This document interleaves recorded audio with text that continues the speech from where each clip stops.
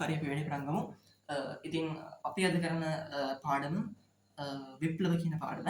ඉතින් විප්ලව කියන පාඩම කියලා කියන්නේ ඔයාලගේ 11 වසරේ අන්තිම පාඩම කලින් පාඩම. අද මම සම්පූර්ණ පාඩම සාකච්ඡා කරනවා ඔයාලත් එක්ක. ඉතින් ඔයාලට තියෙන්නේ වීඩියෝ එකත් එක්ක දිගට බැලලා ඉන්න වීඩියෝ එක අවධානයෙන් බලන්න. ඉතින් ඔයා කරන ඕන ප්‍රධානම දේ තමයි ඒක පාඩමේ මුලින්ම හොඳට අවධානයෙන් අහගෙන ඉන්න. අත්‍යවශ්‍ය වදනක් තිබුත් විතරක් වීඩියෝ එක පොඩ්ඩක් රිවර්ස් කරලා අහව බලන්න. පළවෙනි වතාවම උපරිම අවධානයෙන් අහගෙන උත්සාහ කරන්න. මම මේ පාඩම සම්පූර්ණ විස්තර කරලා ඉවරනට පස්සේ මේ වීඩියෝ එක බලලා ඉවරනාට පස්සේ ඔයා තනියම ගිහිල්ලා ඔයාගේ මතකයේ මතක විරික්සමින් ඔයා පොඩි මයින්ඩ් මැප් එකක් ගන්නවාට පස්සේ බලුවාම අපව මතක් වෙන විදිහට. ඉතින් එහෙනම් මම දැන් පාඩම සාකච්ඡා කරගෙන යනවා. හොඳට කරුණු අවධානයෙන් අහගෙන ඉන්න. ඔයා ආපහු මයින්ඩ් මැප් එකක් ගන්න මේ වීඩියෝ එක බලලා ඉවරනාට පස්සේ ඔයා තනියම ඔයාගේ මතකයේ. ඊට පස්සේ මේ මයින්ඩ් මැප් එක ආපහු බලන්න. කියන්නේ මයින්ඩ් මැප් එක ගන්න ඕනේ. ආපහු බලුවාම ඔයාලට පාඩම මතක් වෙන විදිහට ඔය වැඩේ කරන්න. ඔයාට ආපහු පාඩම විභාගයට කලින් බලන්න ඕන වෙන්නේ නැහැ. මේ වීඩියෝ එක බලලා මම කියන විදිහට වැඩේ කරොත්. ඔයා ගේම් ඉන්න ඕනේ. ඔයා වෙනුවෙන් තමයි මේ හැමදේම අපි කරන්නේ. ඉතින් මුලින්ම කතා කළොත් එහෙම අපිට කතා කරන්න තියෙනවා අපේ සිලබස් එක ඇතුලේ විප්ලව හතරක්. ඇමරිකන් විප්ලවය, රුසියානු විප්ලවය, ප්‍රංශ විප්ලවය, කාර්මික විප්ලවය. ඔව් කාර්මික විප්ලවය අපි කතා කරන්නේ නැහැ අද. අද අපි කතා කරන්නේ යුරෝපීය විප්ලවය කියන අපේ අන්තිම පාඩමට කලින් පාඩම විතරයි. ඉතින් විප්ලවයක් කියන එක අර්ථ දක්වද්දී විප්ලවයක් කියලා කියන්නේ කිසියම් ශේෂ්ත්‍රයක් තුළ යම්කිසි කාල පරාසයක් තුළ යම්කිසි කාල පරාසයක් තුළ කිසියම් ශේෂ්ත්‍රයක මොකක් හරි ශේෂ්ත්‍රයක ඇති වෙන පුළුල් වෙනසක්. ඉතින් දැන් කාර්මික විප්ලවය ගැන කිව්වොත් එහෙම කාර්මික විප්ලවය කියලා කියන්නේ මොකක්ද? කාර්මික ශේෂ්ත්‍රයේ 16 වන සියවසින් පසුව ඇතිවෙච්ච පුළුල් වෙනස. ඉතින් يعني අන්තරානුසාර නිර්වචනයක් තියෙනවානේ. ඉතින් ඊට පස්සේ අපි දැන් කතා කරන්නේ අද දේශපාලන ශේෂ්ත්‍රයන්හි ඒ විදිහට ඇතිවෙච්ච පුළුල් වෙනස්කම් තුනක් ගැන රටවල් තුනක. ඉතින් එතකොට අපි මුලින්ම කතා කරන්නේ ඇමරිකානු විප්ලවය ගැන.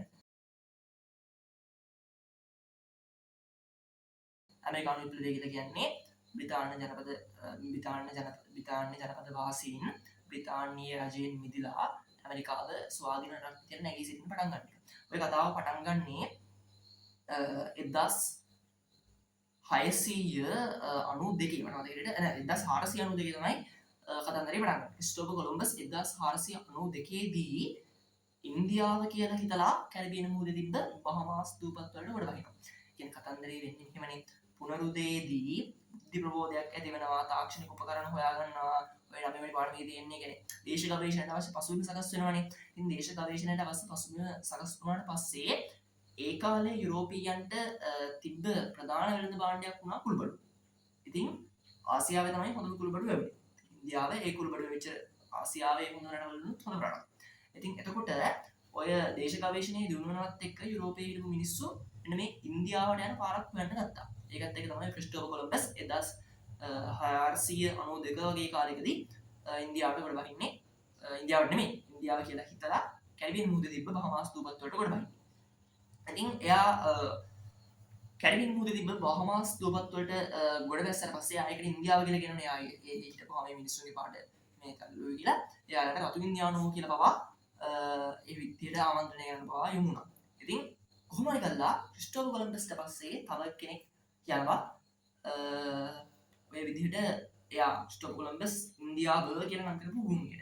එයා කියනවා මේ ඉන්දියාව නෙමෙයි මේ අලුත්ම වෙනම රටක් කියලා. ඒ තමයි ඇමරිගෝ වෙස්පුචි. ක්‍රිස්ටෝෆර් කොලම්බස් ඉන්දියාව කියලා බහමාස් වලට ගොඩ වැස්සා. ඇමරිගෝ වෙස්පුචි කිව්වා ක්‍රිස්ටෝෆර් කොලම්බස් ගොඩ වැස්සේ ඉන්දියාවට නෙමෙයි ඒක අලුත්ම රටක් කියලා. ඊට පස්සේ වසර ගණනාවකට පස්සේ ජර්මන් ජාතික භූගෝල විද්‍යාඥයෙක් ඇමරිකෝ වෙස්පුචිට කරන ගෞරවයක් විදිහට ඒ අලුත් රටට ඇමරිකාව කියන නම දානවා. ඉතින් කොහොම හරි කරලා දැන් කුළුබඩු හොයන්නනේ ඉන්දියාව හොයාගෙන ගියේ. හැබැයි දැන් කුළුබඩු හොයන්න ඉන්දියාව හොයාගෙන ගිහිල්ලා දැන් යුරෝපීයන්ට ටිකක් වෙනස් chance එකක් තමයි හම්බුනේ ගන්න. විද්දේ පඳුරට වැදුනේ හාවට වගේ සීන් එකක් තමයි උනේ. ඒ කියන්නේ දැන් ඇමරිකාව යම් තාක් දුරකට සෞභාග්‍යවත්. ඒ කියන්නේ සෞභාග්‍යවත් කියන්නේ ස්වයං. ඒ කියන්නේ කොහොමද ඒ කියන්නේ? අර සරු භූමි භාගයක් තිබ්බ හොඳ රටක්, හොඳ දේශගුණික තත්ත්වයක් තිබ්බ හොඳ රටක් විදිහට ඇමරිකාව එයාලා තීරණය කළා. ඉතින් ඒකත් එක්ක මොකක්ද වෙන්නේ? යුරෝපීයෝ පෙළඹෙනවා ඇමරිකාවේ ගිහිල්ලා ජනපද හදාගන්න. ඉතින් ඔය යුරෝපීයෝ ගිහිල්ලා ඇමරිකාවේ ජනපද හදාගන්න මේ පෙළවෙන එකට හේතුව ඇමරිකාව සරසාර භූමියක් වෙච්ච එකමක් නෙවෙයි. යුරෝපයේ ඒ කාලේ පොඩි ප්‍රශ්න වගේක් තිබ්බා. ඉතින් ඒ කියන්නේ ඔය යුරෝපයේ ඉඳන් ජනපද හදාගන්න ගියේ කොයි වගේ පිරිසක්ද කියලා කිව්වොත් එහෙම යුරෝපයේ තිබ්බා මේ ආගමික අර්බුදයක්. රෙපරමාදු භක්තිකයන් සහ රෝමානු කතෝලිකයන් අතර ආගමික අර්බුදයක් තිබ්බා. ඉතින් එතකොට ඔය ආගමික අර්බුදයෙන් බැටකාපු අය ආගමික නිදහස පතා ඇමරිකානු මේ ජනපද හදාගන්න යන්න පෙළඹුණා. ඒ වගේම ඔය ආගමික ප්‍රශ්න නැතුව ඒ කියන්නේ අලුත් භූමිභාගයක් අලුත් ඉඩමක් මේක මගේ ඉඩම මම මේක බගා කරලා ගෙවන්න දුවරගෙන ඉවරලා හදේ ඉඩම් අරගන්න ගියා වගේ ඒ වගේ ගිහිල්ලා තමන්ගේ ජීවිතේ සෞභාග්‍යමත් කරගන්න අර මොනොත් පිරිසක් ගියා. ඊටත් අමතරව ওই කාලෙදී බ්‍රිතාන්‍ය ආදී යුරෝපීය රජයන් විසින් එයාලට මේ පොඩි කීර්තිය තකාර අපි වැඩ්ඩෝ අපේ මිනිස්සුත් ගිහිල්ලා මේ ගිහිල්ලා ජනපද පීඩවන්න ඔය වගේ කීර්තිය පතා පොඩි පුෂ් එකක් දුන්නා ජනතාවට ඒ විදිහේ ජනපද වලට යන්න කියලා. ඉතින් අන්නේ විදිහට කීර්තිය බලාපොරොත්තුෙන් බ්‍රිතාන්‍ය වැනි යුරෝපීය රජවල් දීපු උනන්දු කිරවීම නිසා ආපු පිරිසක් හිටියා. ආගමික නිදහස පතා ආපු පිරිසක් හිටියා. ඒ වගේම සෞභාග්‍යමත් කරගන්න ආපු පිරිසක් හිටියා. ඉතින් කොහොම හරි කළා දැන් ඔය ඇමරිකාවේ ජනපද පීඩුවද්දී අපි කිව්වා මේ යුරෝපීය රටවල් වලින් යුරෝපීය රටවල් ප්‍රධාන පහක්. ඔය හැම එකකටම උඹ දාන රටවල් පහ. ප්‍රංශය, බ්‍රිතාන්‍ය, ස්පාඤ්ඤ, හොලන්තය, පෘතුගාලය. ඔය රටවල් පහම තමයි පීඩුවන්නේ යන්නේ. ප්‍රංශය, බ්‍රිතාන්‍ය, ස්පාඤ්ඤ, හොලන්තය, පෘතුගාලයනේ. ඉතින් ඕකෙනොත් ස්පාඤ්ඤ සහ පෘතුගාලය ඇමරිකාවේ දකුණු ප්‍රදේශීය ජනපද පීඩුවා ගන්න තමයි යන්නේ. ඇමරිකාවේ උතුරු ප්‍රදේශයේ ජනපද පිහිටුවා ගන්න යන්නේ බ්‍රිතාන්‍ය සහ ප්‍රංශය. එතකොට දැන් අපි ඔය ඇමරිකාව කියලා පසු කාලීනව හඳුන්වන විදිහට ඇමරිකාව කියන රට හැදෙන්න ප්‍රමුඛ වෙන්නේ බ්‍රිතාන්‍ය මිනිස්සු ගිහිල්ලා පිහිටුවාගත්තු ජනපද. ඉතින් අපි බ්‍රිතාන්‍යයේ මිනිස්සු ගිහිල්ලා පිහිටුවාගත්තු ජනපද ගැන තමයි අධ්‍යයනය කරන්නේ. ඉතින් එතකොට බ්‍රිතාන්‍ය ගිහිල්ලා පිහිටුවාගත්තු ජනපද ගැන කතා කරද්දී ඔවුන් පටන් ගන්නවා වර්ජිනියාව පටන් ගන්නවා Massachusetts, Connecticut, New York, New Hampshire, New Jersey, Rhode දිවයින, ඩෙවිලියර්, පෙන්සිල්වේනියා ඔය වගේ ජනපද 12ක් පිහිටුවනවා 1607 ඉඳන් 1686 වගේ කාල පරිච්ඡේදයක් ඇතුළත. 1607 පිහිටුවන පටන් ගන්නවා 1686 විතර වෙදි ජනපද 12ක් පිහිටුවලා ඉවර වෙනවා. ඊට පස්සේ බ්‍රිතාන්‍යයන් විසින් පිරිවන අවසාන ජනපදයේ පිරිවන්නේ 1733 දී ජෝර්ජියාව. ඉතින් වර්ජිනියාවෙන් පටන් අරගෙන 1733 වෙද්දී 1607 ඉඳන් පොඩි කාලයක් අවුරුදු 100කට පොඩ්ඩයි වැඩි ඒ වගේ කාලයක් තුලදී මේව කරා.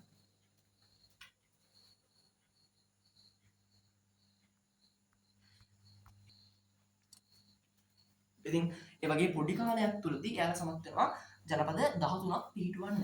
ඉතින් ඊට පස්සේ අපි කතා කරා දැන් මේ ජනපද 13ක් පිහිටුවුවානේ. ඊට පස්සේ දැන් ඔය ජනපද 13ක් පිහිටුවුවාට පස්සේ ඔය ජනපදවල මුල් කාලේ පොඩි වෙනස්කම් තිබ්බා. ඒ කියන්නේ අර එක එක අරමුණු මූලික කරගෙන ආවේ. ඒක නිසා අපි කියනවා ජනගහන සංයුතිය, ඊට පස්සේ ජීවන ක්‍රමය, ආර්ථික රටාව, ඒ වගේ කාරණාවල පොඩි වෙනස්කම් පොඩි පරතරයන් තිබ්බා ඔවුන් අතර. හැබැයි 18 වන සියවස අවසන් වීගෙන වගේ යන කාලෙදිදී ඔවුන් ඉංග්‍රීසි භාෂාව කතා කරන වෙනම සංස්කෘතියකින් තිබි පිරිසක් විදිහට කැවී පෙනෙන්න පටන් ගත්තා. අනුරාධපුරෙත් ඉන්නවා, මාතරත් ඉන්නවා, නුවරත් ඉන්නවා. එක පොඩි වෙනස්කම් තියෙනවා උන්ගේ සංස්කෘතිය. නමුත් පොදුවේ ගත්තාම ශ්‍රී ලාංකිකයන් විදිහට අපි සංස්කෘතියක් විදිහට පෙනී ඉන්නවනේ. ඒ වගේ පොඩි වෙනස්කම් මුල් කාලේ තිබ්බට කාලය ගත වෙනවත් එක්ක ඉංග්‍රීසි භාෂාව කතා කරන වෙනම සංස්කෘතියකින් තිබි පිරිසක් විදිහට ඇමරිකානු ජනපද වල හිටපු මිනිස්සු වර්ධනය වෙන්න පටන් ගන්නවා.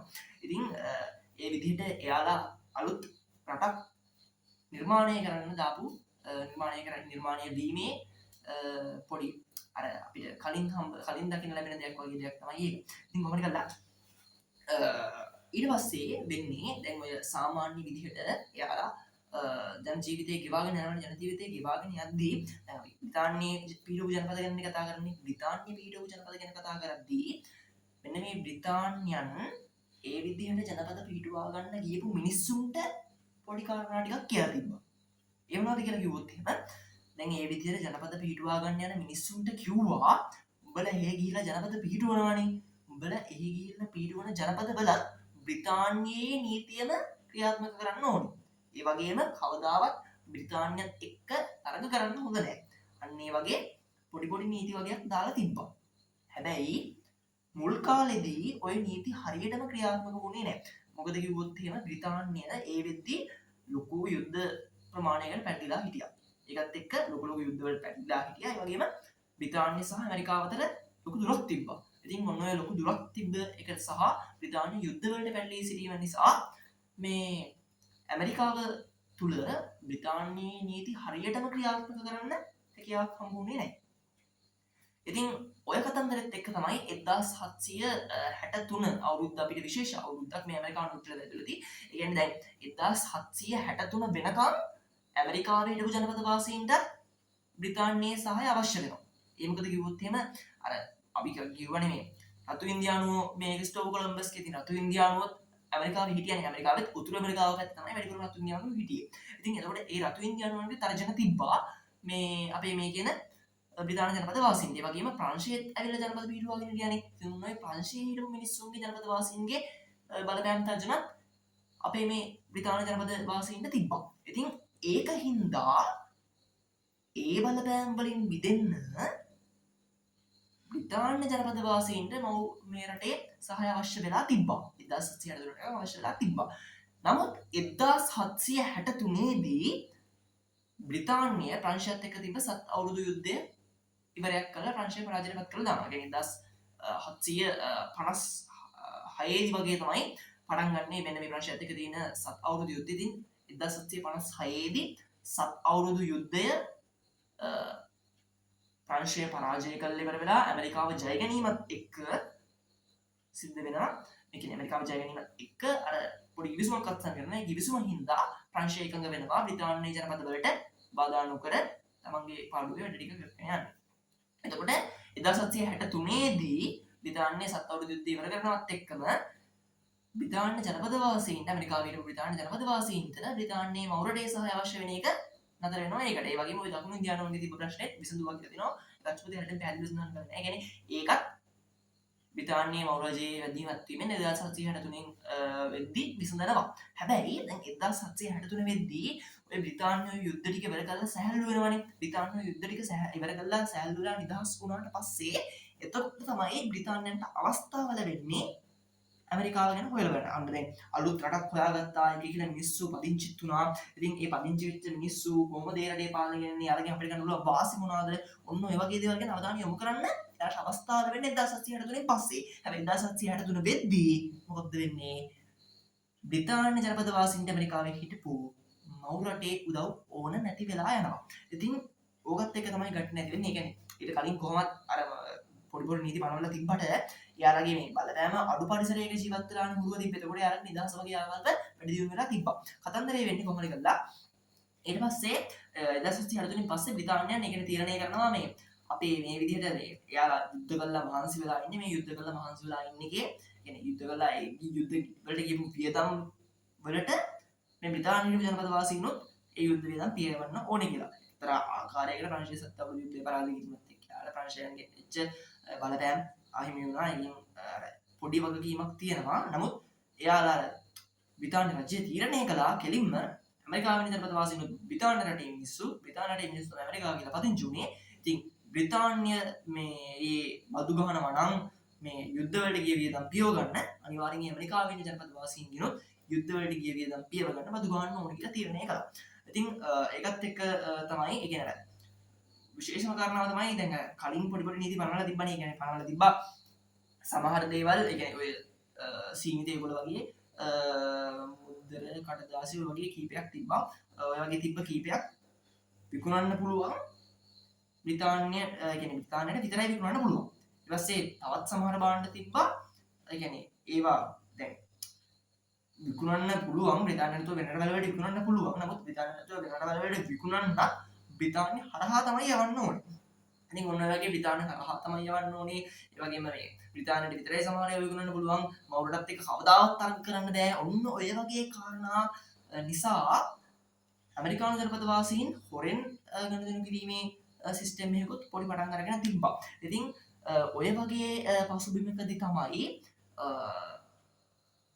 අර 1963දී බ්‍රිතාන්‍යයන් විසින් ඇමරිකාව කෙරෙහි වැඩි අවධානයක් යොමු කරන්නට පටන් ගන්නවා. ඉතින් බ්‍රිතාන්‍යයන් විසින් ඇමරිකාව කෙරෙහි වැඩි අවධානයක් යොමු කරන්නට පටන් ගැනීම එක්ක අර කලින් මිනිස්සු හොරෙන් ඒ කරපු දේවල් හොරෙන් කරන්නට බැරි වෙනවා. එයාලා ආශාව තර කල්ලි කරලා ඒ නීති හරියටම ක්‍රියාත්මක කරන්න පටන් ගන්නවා. ඒ නීති හරියටම ක්‍රියාත්මක කරන්න පටන් ගැනීමත් එක්ක ඔන්න දැන් පොඩ දැනෙන්න පටන් ගන්නවා. බ්‍රිතාන්‍ය ජනපද වාසීන්ට ඇමරිකාවේ හිටපු බ්‍රිතාන්‍යයන් අපිට අපෙන් කඩා ගන්න තමයි හදන්නේ කියලා.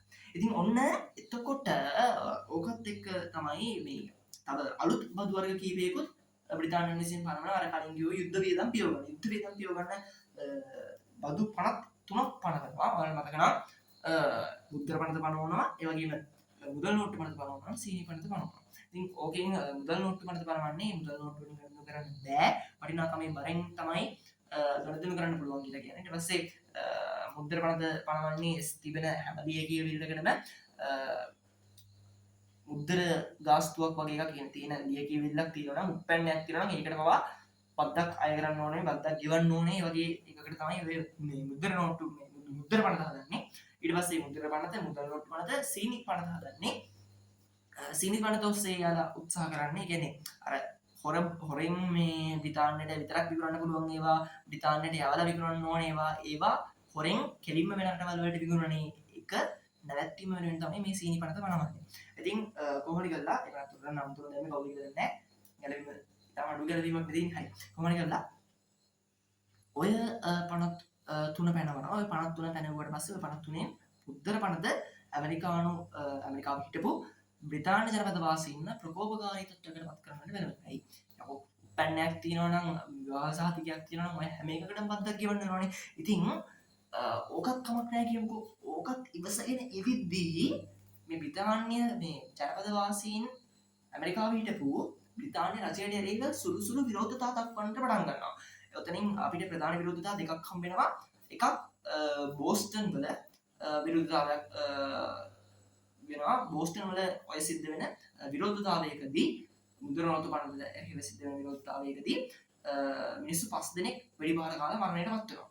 ඉතින් ඒ කියන්නේ එයාලා දරුණු විදිහට එයාලගේ මර්ධනකාරී විදිහට අනුගමනය කරන්න පටන් අරගෙනනේ. හරි. ඉතින් අන්න ඒ වගේ මේ දේවල් කරන්න පටන් ගන්නවා. ඉතින් ඒ වගේම ඊට අමතරව තව සමහර පොඩි ප්‍රදේශවල ඔය වගේ පොඩි විරෝධතා නැගෙන අවස්ථාවලදී ඒවයි තිබ්බ ව්‍යවස්ථාදායක සභාව විසිරුවා හරින කටයුතු කරනවා. පොඩි ආණ්ඩුකාරවරයෙක් එක්ක පොඩි ව්‍යවස්ථාදායක සභාවක් අර පොඩි අපේ නගරයක තියෙන නගර සභාවක් වගේ එකක් තිබ්බනේ. ප්‍රාන්තයෙන් ප්‍රාන්තය වගේ පාලනය කරන්න.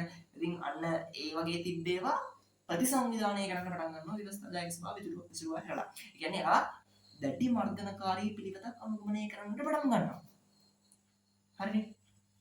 එතකොට ඔන්න ඔය කාරණාත් එක්ක තමයි මේ ජනතාව ප්‍රකෝපකාරී වෙන්න පටන් ගන්නෙ. කොහොමද කියලා දැන් ඔය බෝස්ටන් වල වෙඩිපහර කාලා මිනිස්සු 5 දෙනෙක් මරනවානේ. ඔය මිනිස්සු 5 දෙනා මරනට පස්සේ නම් තීරණය කරනවා මිනිස්සු ඒ කියන්නේ මිනිස්සු වෙනුවෙන් තීරණය කරනවා රජය බදු පොඩ්ඩක් අඩු කරන්න. ඉතින් ඒකත් එක්ක මුද්‍ර නෝට්ටු පනත අයින් කරලා දානවා. මුද්‍ර නෝට්ටු පනත අයින් කරලා දාන වෙලාව හැබැයි අර මේ සිංහිතේ පොළ වගේ වට තිබ්බ අර ටැක්ස් එක එහෙම තියෙනවා. ඒ ටැක්ස් එක එහෙම තිබීමත් එක්ක ඔය පසුකාලම ඔය අසල පොඩි සිද්ධි ගොඩාක් වෙනවා. එයාලා ඔක්කොම බදු ටික ප්‍රතික්ෂේප කරලා දාලා ඉවර වෙලා අර බදු හම්බ කරගෙන මේ ගන්නවටත් වඩා මේ පාඩුවක් එයාලට සිද්ධ වෙලා වගේ කතන්දර ගොඩක් වෙලා කොහොමද කියලා අන්තිමට රජය තිබ ඔක්කොම බදු ටික අයින් කරනවා. තිබ ඔක්කොම බදු ටික අයින් කරලා තේවලට විතරක් පොඩි බද්දක් ඉතුරු කරනවා. ඒ තේවලට පොඩි බද්ද ඉතුරු කරන්නේ බද්දාය කරගෙන එකකින් ආදායමක් ගන්න කරපුත් මේ අපිට තාමත් තොපිට බද්දක් ගහන්න අයිතිය තියෙනවා කියලා පෙන්නන්න. ඉතින් ඒ අරමුණින් තමයි ඒක කරන්නේ. කොහොමද කියලා ඊට පස්සේ ඔන්න ඔය කාලවකවාන විදුලි තමයි බ්‍රිතාන්‍ය රජයේ ගාන්ඩ ෂේප් එකේ දැන් මිනිස්සු ටික පොඩ්ඩක් බැලන්ස් වීගෙන ඉද්දිම බ්‍රිතාන්‍ය රජය අපෝ ගොන් වැඩක් කරනවා. බ්‍රිතාන්‍ය රජය තේ වෙනදා මේ ඒකාධිකාරය එක්තනි පෞද්ගලික සමාගමකට පවරනවා. ඉතින් තේ වෙනදා මේ ඒකාධිකාරය එක්තනි පෞද්ගලික සමාගමකට පැවරුවට පස්සේ ඇමරිකාවේ හිටපු බ්‍රිතාන්‍ය ජනපද වාසීන්ට සිද්ධ වෙන්නේ ආර්ථික වශයෙන් ලොකු පාඩුවක්. ඉතින් ඔන්න ඔය පාඩුවත් එක්ක තමයි 1790 ගණන් වලදී ඒකට හරියටම අවුරුදු මතකයි අවුරුදු බලාගන්න. ඒක අවුරුදු ගණන් අපි අඩුයි ගොඩක් කරලා කොහොමද කියලා ඔයාලා විශේෂයෙන්ම දන්න බෝස්ටන් තේ සාදය පවත්වන්නේ 1790 773 අවුරුද්දේ 773 අවුරුද්දේ බෝස්ටන් තේ සාදයේ පවත්වන බෝස්ටන් තේ සාදය කියලා කියන්නේ ඒ කියන්නේ බෝස්ටන් වල වරායේ අර සමාගමට අයිති තේ නැවක් තිබිලා ඒකේ තිබ්බ පෙට්ටි තේ පෙට්ටි හොදලා හරනවා මිනිස්සුන්ට එකතු වෙලා. ඉතින් ඔකෙන් පස්සේ තමයි ඒ කියන්නේ ඇමරිකානු විප්ලවයේ ආරම්භය මොකක්ද කියලා අහුවොත් එහෙම කවුරු හරි අපිට කියන්න පුළුවන් ඔන්න ඕක තමයි. ඒ කියන්නේ බෝස්ටන් තේ සාදය තමයි ඇමරිකාවේ මේ ඇමරිකානු විප්ලවයේ ආරම්භය කියලා. ඊට පස්සේ ඔය බෝස්ටන් තේ සාදයට පස්සේ අපි කතා කරනවා පිඩෙල්ෆියා සම්මිලනය කියන එකත්. පිඩෙල්ෆියා නගරයට එක්රැස් වෙලා මිනිස්සු අපි ආයුධ අතර අරගෙන සංවිධානය වෙන්න තීරණය කරනවා. ඒකට ජනපද 12ක මිනිස්සු සහභාගී ජනපද 12ක නායක පිරිසක් සහභාගී වෙලා ඒ කියන්නේ සංවිධානාත්මකව පැවැත්වෙනවා. කියන්නේ ලෝකයේ ප්‍රථම මහද්වීපික සම්මේලනය. ලෝකයේ ප්‍රථම මහද්වීපික සම්මේලනය කියලා කියන්නේ ඔන්න ඔය කියන පිඩෙල්ෆියා සම්මේලනයට. ඊට පස්සේ අපිට කතා කරන්න හම්බ වෙනවා 1775 අවුරුද්දේදී විතර ලින්සිඩන් වල ලොකු දරුණු සටනක් ඇතිවෙනවා. ඉතින් ඔය වගේ පොඩි සටන් දෙකකට පස්සේ කොහොමද කළා 1776 දී ඇමරිකානු නිදහස් ප්‍රකාශය ඇමරිකානු ජනපදවල හිටපු මිනිස්සු ඔක්කොම එකතු වෙලා අත්සන් කරගෙන ඇමරිකානු නිදහස් ප්‍රකාශය නිකුත් කරනවා. ඇමරිකාවෙන් වෙන රටක් විදිහට නැගී සිටින අයිතිය තියෙනවා කියලා ඒකත් එක්ක අරගලන්ට සිද්ධ වෙනවා ඇමරිකාවට නිදහස දෙන්න. ඇමරිකානු නිදහස ගන්න සටනේදී ප්‍රමුඛ නායකයෙක් විදිහට ක්‍රියාත්මක වුණේ ජෝර්ජ් වොෂින්ටන්. අපි කවුරුත් දන්න ජෝර්ජ් වොෂින්ටන් තමයි ඇමරිකාවේ පස්සේ පළමු ජනාධිපතිවරයා බවට පත් වෙන්නේ. ඉතින් ඕකත් එක්ක මුළු ලෝකයටම පොඩි ආදර්ශ ටිකක් දෙනවා. ඒ කියන්නේ නිදහස ලබා ගැනීම ගැන නිදහස කියන ආකල්පය පිළිබඳව ආදර්ශ ටිකක් දෙනවා. ඊට පස්සේ ඒ වගේම නිදහස ලබා ගැනීම පිළිබඳව මේ ආදර්ශ ටිකක් දෙනවා. ඒ වගේම ලෝකයේ ප්‍රථම ලිඛිත සංධීය ආණ්ඩුක්‍රම ව්‍යවස්ථාව බිහි වෙනවා. ඇමරිකානු එක්සත් ජනපදයේ බිහි වෙනවා. ඉතින් ඔන්න ඔය වගේ කාරණා ටිකක් තමයි ඇමරිකානු විප්ලවය ගැන අපි කතා කරන්නට තියෙන්නේ. 1789 අවුරුද්දේ මේ ප්‍රංශ විප්ලවය ඇති වෙන්නේ. ඉතින් ඇමරිකානු විප්ලවය කියලා කිව්වේ ඇමරිකාව බ්‍රිතාන්‍ය අධිරාජ්‍යවාදීන්ගෙන් මිදලා ස්වාධීන රටක් විදියට නැගී සිටීමට. අපි මේ ප්‍රංශ විප්ලවය කියලා කියන්නේ ප්‍රංශයේ තිබ්බ දූෂිත පාලන ක්‍රමය අවසන් කළ ඉවර වෙලා ප්‍රංශයට වෙච්ච නව යුගයට තමයි මෙන්න මේ අපි ප්‍රංශ විප්ලවය කියලා හඳුන්වන්නේ. ඒතර මේ ප්‍රංශ විප්ලවය ගැන කතා කරද්දී මේ ප්‍රංශ විප්ලවයේ ප්‍රධාන හේතුව වෙන්නේ එරටේ තිබ්බ දූෂිත පාලනය. එතකොට මෙන්න මේ දූෂිත පාලනය ගැන කතා කරද්දී අපි ප්‍රංශ විප්ලවය ඇති වෙන්න එරටේ මේ දූෂිත පාලනයත් එක්ක ගොඩනැගිලා තිබ්බ තත්වය හේතු කොටස් 4ක් ඔස්සේ කතා කරනවා. තේරුණේ? ප්‍රංශ විප්ලවය ඇති වෙන්න ආර්ථික හේතු බලපෑවා. දේශපාලන හේතු බලපෑවා. සමාජ හේතු බලපෑවා. ඒ වගේම දාර්ශනික මතවාදත් බලපෑවා. එතකොට දාර්ශනික මතවාද, සමාජ හේතු, ආර්ථික හේතු සහ දේශපාලන හේතු. දේශපාලන හේතු ගැන කතා කරද්දී බොර්බෝන් කියන රාජවංශයක් තමයි මෙන්න මේ ප්‍රංශය පාලනය කළේ.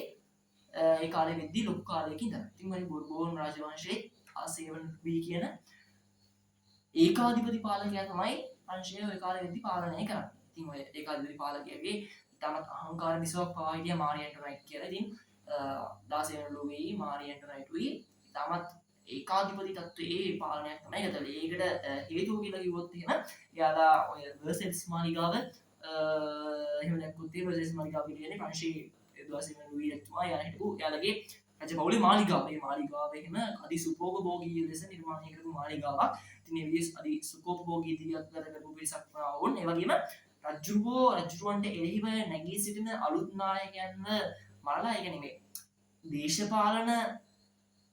දේශපාලන සතුරන්ව මර්ධනය කරන්න නීතිය අයුතු විදිහට පාවිච්චි කළා.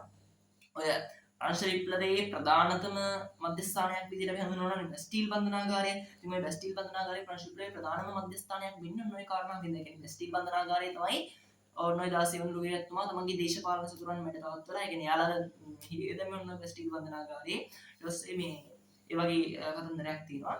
ඊට පස්සේ දේශපාලන පැත්තෙන් ගත්තොත් එහෙම ඔය විදිහට රජතුමාගේ අධික සුඛෝපභෝගී දිවියක් ගත කළා. ඒ වගේම රජතුමා තමන්ගේ දේශපාලන සතුරන් මැඩ පවත්වන්න සංකේතයක් විදිහට තියන්න පුළුවන් බන්ධනාගාරයක් විදිහට කරලා එච්චර එයාගේ බලය එච්චර එයා අයුතු විදිහට පාවිච්චි කළා. ඒ වගේම මේ ඔය දේශපාලන හේතු වලින් වැදගත්ම හේතුව කියලා අපිට සලකන්න පුළුවන් එක තමයි රජු සහ මහජනතාව අතර සම්බන්ධතාවය දුරස් වෙනවා. රජු සහ මහජනතාව අතර සම්බන්ධතාවය දුරස් වෙනවා කියලා කියන්නේ මේ මහජනතාවට සාමාන්‍ය ජනතාවට මාලිගාවට වෙනසක් තිබෙන්නේ නැහැ. සුකොබ්බෝයි වෙසස් මාලිගාව. එතකොට යන්න පුළුවන් පූජකයන්ට විතරයි.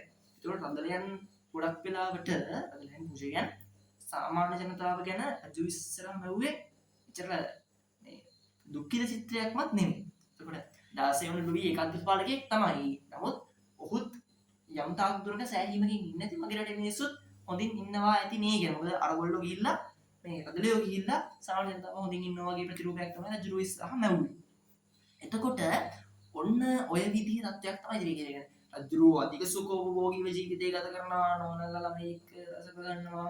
එතකොට ඒ වගේම රජු තමන්ගේ දේශපාලන සතුර මැඩ පවත්වා ගන්න භාවිතා කරනවා, නීති අයුතු විදිහට භාවිතා කරනවා. ඒ වගේම සාමාන්‍ය ජනතාව සහ රජු අතර සම්බන්ධතාවය දුරස් වෙලා. ඔය උතන මේ තව පොඩි කතන්දරයක් තියෙනවා මේ ප්‍රාදේශීය පාලනය මේ දුර්වල වෙනවනේ. මේ ප්‍රාදේශීය පාලනය මේ සාමාන්‍ය ජනතාව සහ රජු අතර මහ ජනතාවේ සම්බන්ධතාවය දුරස් කියන එකට අපිට ඒ පොයින්ට් එක ගන්න පුළුවන්. මේ ප්‍රාදේශීය පාලනය දුර්වල වෙනවා. ප්‍රාදේශීය පාලනය දුර්වල වෙනවා කියලා කියන්නේ මේ ප්‍රාදේශීය පාලන දුර්වල වෙනවා කියලා කියන්නේ ප්‍රාදේශීය පාලන මධ්‍යස්ථානවල මේ දී කියන්නේ නීති හරියට ක්‍රියාත්මක වුණේ නැහැ. ඒ කියන්නේ දැන් ඔය සමහර වදු වර්ග සමහර ප්‍රදේශවල අය කරන්නේ නැහැ. සමහර වදු වර්ග ප්‍රදේශයෙන් ප්‍රදේශයට වෙනස් වෙනවා. ඔය වගේ වෙන කේස් ගොඩක් තිබ්බා. අනිත් එක දැන් රජුරෝ ඉස්සරහා රදලියෝ ගිහිල්ලා මවන චිත්‍රේ මේ රජුරෝ ඉස්සරහා රදලියෝ ගිහිල්ලා කියනවා සාමාන්‍යයෙන් අච්චර මෙහෙම ආතල් දිගින් ඉන්නවා අච්චර මෙහෙම සතුටින් ඉන්නවා කියලා. හැබැයි රජුරවන්ට තේරෙන රජුරෝ මොලයක් නැති කියන්නේ නෙමෙයිනේ. උත් තේරෙනවනේ පොඩි පොඩි වෙනස්කම් මේ කියන චිත්‍රේම නෙමෙයි ඇත්ත ලෝකේ තියෙන්නේ. යථාර්ථය මේකම නෙමෙයි කියලා ඔහුට තේරෙනවනේ. අන්න එතකොට ඕකත් එක්ක රජුරෝ තීරණය කරනවා මේ ඔය ප්‍රාදේශීය පාලනය තව ටිකක් විධිමත් කරන්න.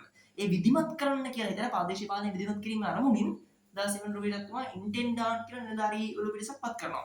ඔය ඉන්ටෙන්ඩාන්ට් කියලා නිලධාරීවරු පිරිසක් පත් කරනවත් එක්ක ඇත්තටම වෙන්නේ රජුරෝ හිතුවටත් වඩා කලින් තිබ්බටත් වඩා ප්‍රාදේශීය පාලනය අවුලදී. කියනවා ඉන්ටෙන්ඩාන්ට් කියන නිලධාරීවරු පිරිස සහ රදලියෝ අතර ආපහු මේ ගැටුමක් වෙනවා. ඒ ගැටුමත් එක්ක ප්‍රාදේශීය පාලනය ආපහු පිදෙනවා. එතකොට රජුරෝ සුඛෝපභෝගී ඉදිරියක් ගත කළා. රජුරෝ දේශපාලන තුනකට පවත්වා ගන්නට නීති අයුතු විදිහට පාවිච්චි කළා. ඒ වගේම ප්‍රාදේශීය පාලනයේ දුර්වලතා තිබ්බා. ඒ වගේම රජු සහ මහජනතාවගේ සම්බන්ධතාවය දුරස් වුණා. ඒ වගේ දේශපාලන දුර එකක් තමයි තියෙන්නේ. ඊට පස්සේ සමාජ හේතු ගැන කතා කරද්දී රදලියෝ අපි කලින් කිව්වා වගේ රදලයන්ට සීමිත බලයක් තිබ්බා. සාමාන්‍ය ගොවියන් ගොවියන්ගෙන් බදු අය කරගන්න උන්ට හැකියාව තිබ්බා. රටේ ඕනම තැනක දඩයම් කරන්න උන්ට අයිතිය තිබ්බා. ඒ වගේම උන්ට ගොවි ජනතාවට පොඩි පොඩි සේවා සපයලා ඔය දැන් කොළඹ වල ගිහිල්ලා වීඩියෝ කෝල් වලදී වගේ පොඩි පොඩි සේවා සපයලා කරලා අම්මට සිරි වෙන ගාණක් කියන්නේ ලොකු මුදලක් අය කරන්නට අයිතිය රජුරෝ මේ දීලා තිබ්බා. ඉතින් ඔය වගේ එහෙන ඉතාමත් අයුතු බලතල ටිකක් දීලා තව මොකද රජේ බදු ගෙවීමට නිදහස්. රදලයන්ට සාමාන්‍ය ජනතාවගෙන් බදු අරගන්න පුළුවන්. සාමාන්‍ය ජනතාවට පොඩි පොඩි සේවා සපයලා ලොකු ගණන් අය කරගන්න පුළුවන්. රජයට බදු ගෙවන්න ඕනෙත් නැහැ. ඕනම තැනක දඩයම් කරන්නත් පුළුවන්. ඔය වගේ එන ලොකු බලතල ටිකක් තිබුණාද රැන්ට ඕකත් බලනවා. මෙන්න මේ සමාජ හේතුවක් විදිහට මොකද අපි මේ කතා කරන ප්‍රංශ විප්ලවය. ඊට පස්සේ රදලයන්ට අමතරව සාමාන්‍ය ජනතාව හැරුණාම මධ්‍යම පාන්තික පිරිසකුත් හිටියා. මේ මධ්‍යම පාන්තික පිරිස රදලයන්ටත් වඩා උගත්කමින් සහ ධනවත්කමින් පෙරටැවිලා තිබ්බා. වැඩිපුරම උගත්කම. ධනවත්කමට වඩා උගත්කමින් රදලයන්ට වඩා ඉස්සරහින් හිටියා. හැබැයි රදලයන්ට වඩා ඉස්සරහින් හිටියට රදලයන්ට සමාජයේ තිබ්බ තැන ඒ මධ්‍යම පාන්තිකයන් හම්බ වුණේ නැහැ. ඒ කියන්නේ රජයේ රැකියාවක් මධ්‍යම පාන්තිකයන්ට ගන්න බෑ. ඒ කියන්නේ රදලයන්ට වඩා උගත් මධ්‍යම පාන්තිකයෝ ඉන්නා. හැබැයි උන්ට රජයේ රැකියාව හම්බ වෙන්නේ නැහැ. මොකද උන් රදලියෝ වෙලා ඉපදිච්ච නැති හින්දා. ඉතින් කෙනෙක්ගේ උපතින් නෙමෙයිනේ තීරණය කරන්න ඕනේ පත් වෙන්න ඕනේ තැන මොකක්ද කියලා. අන්න ඒකත් එක්ක ඔය මධ්‍යම පාන්තිකයෝ පිරිස කලකිරීමෙන් තමයි හිටියේ. ඊට පස්සේ ඊළඟ කට්ටිය දැන් අපි කතා කරලා සමාජයේ තු රදලියෝ මධ්‍යම පාන්තිකයෝ දුක්ඛිතම කට්ටිය රටේ සමස්තයෙන් 92ක් විතර වෙච්ච ගොවි ජනතාව. කියන්නේ සාමාන්‍ය ජනතාව. එයාලා හම්බුනේ තවත් දුක්ඛිතත්වය රදලියෝගේ රදලන්ට බදු ගන්න ඕනේ, සේවා වලට ගන්න ඕනේ. එයාලා ජීවත් වීම කන්න බොන්න අරගෙන ජීවිතයකට ගන්නවා කියන එකට මාන ගියමක් ගන්න සිදු වෙනවා. ඉතින් මොනවා තමයි සමාජික හේතු. ඊටසේ ආර්ථික හේතු ගැන කතා කරද්දී ප්‍රංශය ලොකු ලොකු යුද්ධ වලට පැටලෙලා හිටියා. අපි කලින් කතා කරපු බ්‍රිතාන්‍යත් එක්ක තිබ්බ 7 අවුරුදු යුද්ධයට පැටලෙලා හිටියා. ඒ වගේම අපි ඇමරිකානු විප්ලවයේදීම කතා කරපු දෙක අවුරුදු යුද්ධයත් අවුරුදු 7ක් යුද්ධ කළානේ. සෙල්වන් නිල්බක් අවුරුදු 7ක් යුද්ධ කළ වෙලා ඒ අවුරුදු 7ටම මාර විදිහට වියදමක් කරානේ. ඉතින් මේ මාර විදිහට වියදමක් ගිහිල්ලා ඊට අමතරව ඇමරිකානු විප්ලවයටත් අඳින්න උදව් කරනවානේ. ඉන්න බෑනේ ගිහිල්ලා ස්පාඤ්ඤය පැංචේ වගේ රටවල් ටික බ්‍රිතාන්‍යයට ඇරියස් එකට ගිහිල්ලා උදව් කරනවානේ. ඔය බ්‍රිතාන්‍ය ඇරියස් එකට සපෝට් කරලා එතනත් තව ලොකු ගාණක් කරනවා. ඉතින් ඒකත් එක්ක එයාලට මේ ලොකු ඒ කියන්නේ ලොකු පාඩුවක් සිද්ධ වෙනවා. ඒකත් එක්ක රටේ ආර්ථිකයට ඒක ලොකු බලපෑමක් සිද්ධ වෙනවා. ඊට පස්සේ රජුගේ සුඛෝපභෝගී ඉදිරියට ඔය වේසර්ස් මාලිගාව ඔය විදිහට හදන්න. ඒ වගේ එයාලගේ සුඛෝපභෝගී ඉදිරියට එයාලට ලොකු මුදලක් මෙන්න මේ ලොකු මුදලක් මේ විදිහට වැය වෙනවා. ඊට පස්සේ මෙන්න මේ ලොකුම ආර්ථික හේතුව තමයි රටේ ජනතාවම රටේ ආර්ථිකය ගැන අවිශ්වාසදායක තත්ත්වයක් ඇති වෙනවා. ලංකාවේ ජනතාව විරුද්ධ දැන් එහෙම වෙලා තියෙන්නේ කොහොමද කියලා දැන් අපව ගොඩ ඉන්නවනේ. ඉතින් ඒ වගේ ඒ කියන්නේ රටේ මිනිස්සු ආයෝජනයක් කරන්න බය තත්ත්ව වෙනවා. ඒ කියන්නේ රටේ ආර්ථිකය කඩාකප්පල් වෙලා රටේ ආර්ථික අවස්ථාවට වෙච්ච රටක් රට බංකොලොත් වෙච්ච රටක් ආර්ථික වශයෙන් බංකොලොත් වෙච්ච රටක් ඒ තත්ත්වෙට මිනිස්සුන් ගලුව හැදෙනවා. කියන්නේ ඇත්තටම ආර්ථිකව බංකොලොත් තත්ත්වයකටම එළවෙනවා. ඒක තමයි කියන්නේ මොකද්ද ප්‍රංශ විප්ලවය ආරම්භ වෙන්නේ මේ වගේ අවස්ථාවකදී. ඉතින් අචරුත් අවස්ථාවකට ප්‍රංශ විප්ලවය කියන්නේ රටේ තත්ත්වය එනවා. ඉතින් කොහොමද කියලා ඊට පස්සේ අපි අර දාර්ශනික මතවාද ටික ගැන කතා කරන්න ගියොත් එහෙම ඔතනදී දාර්ශනික මතවාද ටික කිව්වට කියන්නේ ප්‍රංශ විප්ලවයේ ආශ්‍රිත ප්‍රංශ විප්ලවය පටන් ගන්න කාලෙදී රචනා වෙච්ච රචනා කරපු කතුවරුන් නිසා උන්ගේ පොත් තුනක් තමයි කියන්නේ. එතකොට අපි කතා කරනවා මොන්ටෙස්කියු, වෝල්ටෙයාර් සහ රූසෝ. මොන්ටෙස්කියු, වෝල්ටෙයාර් සහ රූසෝ කියලා තුන් දෙනෙක් ගැන. ඉතින් ඔය මොන්ටෙස්කියු, වෝල්ටෙයාර් සහ රූසෝ ගැන අපි කතා කරද්දී මේ අපේ මොන්ටෙස්කියු, වෝල්ටෙයාර් සහ රූසෝ ගැන කතා කරද්දී අපේ මොන්ටෙස්කියු තමයි නීතියේ සාරය කියන ග්‍රන්ථය රචනා කරන්නේ. ඉතින් එයා නීතියේ සාරය කියන ග්‍රන්ථය රචනා කරලා ඉවර වෙලා ඒ නීතියේ සාරය කියන ග්‍රන්ථය තුලින් එයා කියන්න උත්සාහ කරන්නේ ඔයාලට මතක නම් අපිට ඔය 10 වසරේ පාඩමේදී හම්බ වෙන්නේ කියන්නේ රජයේ ප්‍රධාන වශයෙන් බෙදෙන්න ඕනේ කොටස් තුනකට ව්‍යවස්ථාදායකය, විධායකය සහ අධිකරණ. නීති සම්පාදනය කිරීම, නීති ක්‍රියාත්මක කිරීම සහ යුක්තිය පසඳවීම. ඉතින් ඔන්න ඔය කියන කොටස් තුනට කැඩෙන්න ඕනේ. එතකොට ඒකාධිපති පාලනයක් ජීවෙන්නේ නැහැ කියලා තමයි නීතියේ සාරය කියන ග්‍රන්ථය ඔස්සේ අපි මේ මොන්ටෙස්කියු කියන්න උත්සාහ කරන්නේ. ඊට පස්සේ අපේ ඊළඟ දාර්ශනිකයෝ තුන්දෙනාගෙන් රූසෝ ගැන කතා කරද්දී රූසෝ කියන්නේ මොකක්ද? රූසෝ රචනා කරන්නේ සමාජ සම්මුතිය කියන ග්‍රන්ථය. සමාජ සම්මුතිය කියන ග්‍රන්ථයෙන් රූසෝ කියන උත්සාහ කරන්නේ අජුරුවෝ හොඳ රජ කෙනෙක් නෙමෙයි නම් එයා හොඳ පාලකෙක්, හොඳ නායකයෙක් නෙමෙයි නම් ඔහු රටට අවශ්‍ය කරන සේවය සපයන්නේ නැත්නම් ජනතාවට ඕක පන්නලා දාන්න අයිතිය තියෙනවා. ඒ නිසා අපේ රජතුමා හරියට නැත්නම් අපේ පන්නලා දාන්න අයිතිය තියෙනවා පන්නන්න කියලා නෙමෙයි. අයිතිය තියෙනවා කියලා තමයි යා සමාජ සම්මුතිය කියන ග්‍රන්ථයෙන් කියන්නේ රූසෝ. ඊට පස්සේ වෝල්ටෙයාර් ගැන කතා කරද්දී වෝල්ටෙයාර් කියන්නේ ස්වාධීන මත ප්‍රකාශ කිරීම. ඒ කියන්නේ පල්ලියේ ආධිපත්‍ය රජයේ ඒකාධිකාරය විවේචනය කරන්නේ. ස්වාධීනව අපිට මතයක් ප්‍රකාශ කරන්න පුළුවන් ඒ වගේ අයිතියක්, ඒ වගේ දෙයක් තමයි වෝල්ටෙයාර් කියන්නේ. ඉතින් ඔන්න ඔය වගේ ටිකක් තමයි වෙන්නේ ප්‍රංශ විප්ලවයට බලපාපු හේතු විදිහට අපිට කියන්න පුළුවන් වෙන්නේ. එතකොට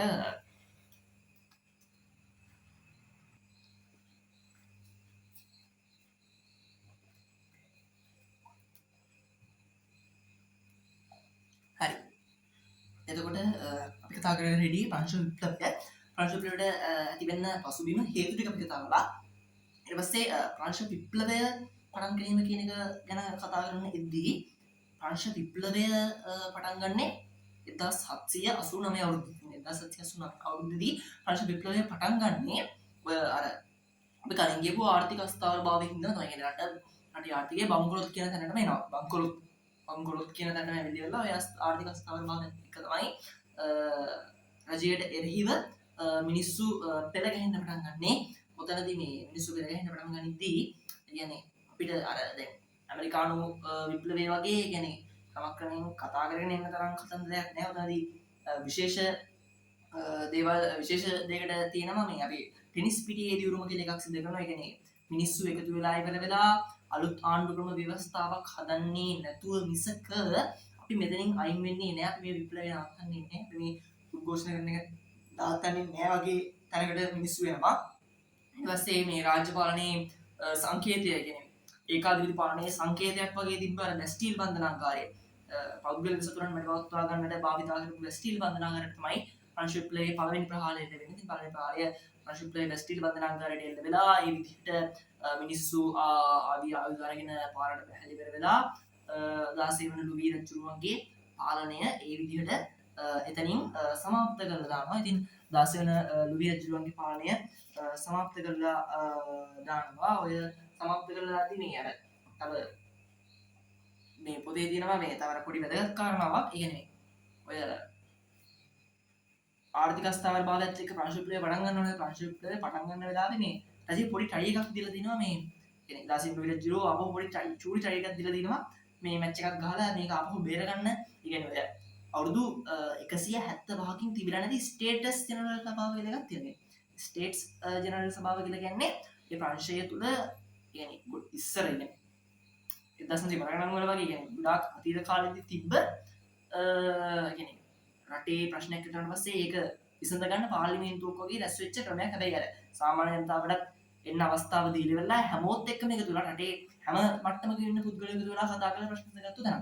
ඉතින් මේ ස්ටේටස් ජෙනරල් සභාව 175කින් අවුරුදු තියලා තිබෙන්නේ නැහනේ. ඉතින් අවුරුදු 175කින් තියලා තිබෙන්නේ නැති නිසා 16 වෙනි ලුවී රජුරෝ මේ ස්ටේටස් ජෙනරල් සභාව තියන්න හැදුවට අතලේ මොකක්ද කළේ? රජුගේ හැදුවේ අදලේවි පූජකයෝයි දෙගොල්ලොම එක පැත්තක වාඩිලා ඒ කියන්නේ එක මණ්ඩලයක් විදිහට උත්තරීතර මණ්ඩලයක් විදිහට වාඩි වෙලා සාමාන්‍ය ජනතාව අනිත් පැත්තට ඉවරලා දෙගොල්ලෝ එකතුලා අරගොල්ලන්ගේ මත පරාද කරලා එහෙම ගේමක් ගන්න හැදුවේ. ඇත්තටම 16 ලුවී රජුරෝ ඒකාධිපතිවගේ තමයි. නමුත් අදලයන්ගේ ක්‍රියාකලාපය තමයි වැඩිපුරම හේතු වෙන්නේ මෙන්න මේ ප්‍රංශයේ ප්‍රංශ විප්ලවය ඇති වෙන්න බලපාන්නේ. කොහොමද කියලා ඔය කිව්වා වගේ මිනිස්සු කුපිත වෙලා ටෙනිස් පිරිය දිනුමක් දීලා කොහොමද කියලා 16 ලුවී රජුරෝංග තම්පුරින් පහ කරලා දානවා. ඉතින් ඕකත් එක තමයි අපි කතා කරන්නේ ඊට පස්සේ කියන්නේ ඕකෙන් පස්සේ වෙන්නේ කියන්නේ එයාලා අර 1000 දැන් ඔය 1989 1791 වගේ මානව අයිතිවාසිකම් පිළිබඳ ප්‍රකාශනයක් නිකුත් කරනවා. මේ මානව අයිතිවාසිකම් පිළිබඳ ප්‍රකාශනයේ කැමති ආගමක් අදහන්න, ඒ වගේම නීති සම්පාදනයේ කාර්යයට මිනිස්සුන්ට සම්බන්ධ වෙන්න පුළුවන්. ඒ වගේ දේවල් කියවලා අර ලෝකයේ පුරා මානව අයිතිවාසිකම් පිළිබඳව උනන්දුවක් ඇති කරනවා. ඇමරිකානු විප්ලවයෙන් නිදහස පිළිබඳව උනන්දුවක් ඇති කළා වගේ. ඉතින් මානව අයිතිවාසිකම් පිළිබඳව උනන්දුවක් ඇති කරලා ඉවර වෙලා ඊට පස්සේ වෙන්නේ මොකක්ද කියලා කිව්වොත් එහෙම මානව අයිතිවාසිකම් වල උනන්දුවක් ඇති කරලා ඊට පස්සේ වැදගත්ම කාරණා තමයි අර රටේ ගොවි ජනතාවට අර 92ක් වෙච්ච ගොවි ජනතාවට පොඩි පොඩි සහනම් වෙන්න පටන් ගන්නවා කියන්නේ. ඒකාධිපති පාලනේ බෙදවටනනේ. ඒකාධිපති පාලනේ බෙදවටනට පස්සේ එයාලට පොඩි පොඩි වාසිදායක තත්ත්වයන් උදා වෙනවා. ඒ කියන්නේ එයාලට හොඳ කාලයක් එළවෙනවා මේ වැඩක් කරන්න. ඒ කියන්නේ එයාලට යාගිපර දුක්ඛිත අන්ත දුක්ඛිත තත්ත්වය නිමාවටපත් වෙලා යම් තැනකට එනවා. හැබැයි ඊට පස්සේ රටක් විදියට ගත්තට පස්සේ ප්‍රංශ විප්ලවය ගොවි ජනතාවට හොඳ වුණාට රටක් විදියට ගත්තාම ප්‍රංශ විප්ලවය ප්‍රංශයට කරන්නේ ලොකු බලපෑමක්. මොකද දැන් මේ බොර්බෝන් රාජවංශයේ පාලනය සමාප්ත කිරීමත් එක්ක ප්‍රංශයේ අස්ථාවර දේශපාලනයක් ගොඩ නැගෙනවා. ඔය අස්ථාවර දේශපාලනය ගොඩ නැගිලා නිශ්චිත නායකයෙක් නැහැ. එයාලට හරියට රට කරගෙන යන්න අවබෝධයක් නැහැ. අර ඒකාධිපති පාලනය කරගෙන ඉච්ච අපි දැන් මුකුත් මන දේලා තත්ත්වයකට ඇවිල්ලා ඕනේ කියලා නැපෝලියන් බොනපාට් අපිට හම්බ වෙනවා ලෝක යුද්ධ භාවනයේදී. ඉතින් ඔය නැපෝලියන් බොනපාට් අර රුසියාවට ගහලා කිලෝගෙන ආපු එක. ඔව් යුද්ධ භාවනයේදී හම්බෙන්නේ. ඉතින් නැපෝලියන් බොනපාට් තමයි ඊට පස්සේ ප්‍රංශ විප්ලවයේදී ප්‍රංශ විප්ලවයේ මේ ඇතිවෙච්ච අස්ථාවර දේශපාලන ක්‍රමයේ පිටවටලා ආපහු ඇවිල්ලා නායකයෙක් විදිහට ප්‍රංශය බාර ගන්නවා. ඉතින් ප්‍රංශ විප්ලවය ගැන කතා කරද්දී ප්‍රංශ විප්ලවය කතා කරන්න තියන්නේ ඔය වගේ කාරණා ටිකක්. ඊට පස්සේ අපි යන්න ඕනේ අපේ ඊළඟ විප්ලවය. ඒ කියන්නේ අවසාන එක රුසියානු විප්ලවය. ඉතින් රුසියානු විප්ලවයට යන්න ඕනේ. මම හිතනවා තාමත් කට්ටිය නිදාගන්න එහෙම නැතුව අවධානයෙන් ඉන්න වෙද කියලා. ඔයාලා ෆුල් ඇටෙන්ෂන් දීලා මේ වීඩියෝ එක අහගෙන ඉන්න. ටිකක් නීරස ඇති සමහර තැන්. හැබැයි අවධානයෙන් අහගෙන ඉන්න උත්සාහ කරන්න. එතකොට ඔයා මේ පාඩම ළඟදී පාඩම් කරලා නැත්නම් වාට ඒක දැනෙනවා. කොහොමද ඇත්තටම මේක ඇත්තට මේක මතක් කරනවා නේද කියන එක වාට දැනෙනවා. ඉතින් ඔයා ඒක අරගන්න ආයෙ අරගෙන ඉන්නලා දැන් මම ඔයගේ වීඩියෝ කරලා මයින් මැප් එකක් වගේ ගන්න ඕන නම් මේක මේ වීඩියෝ එක කරනාට පස්සේ ආයෙ ඉතින් වාට මේ පාඩම පාඩම් කරන දෙයක් ඇත්තම නෑ වගේ තමයි. හරි.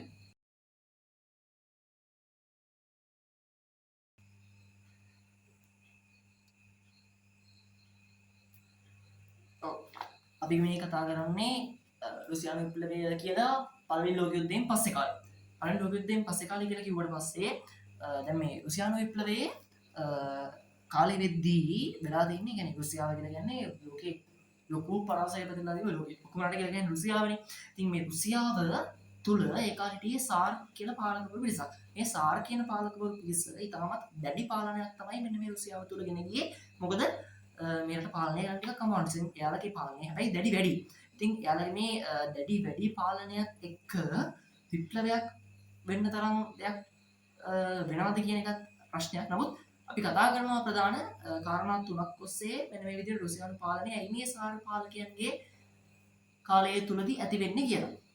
එතකොට මෙන්න මේ සාර් පාලකයන්ගේ කාලය තුලදී රුසියානු විප්ලවය ඇති වෙන එක ගැන කතා කළොත් එහෙම පළවෙනිම හේතුව කියන්නේ රුසියානු විප්ලවයට වැඩිපුරම පුෂ් එකක් දීපු හේතුව විදිහට අපිට කියන්න පුළුවන් ආහාර හිඟය.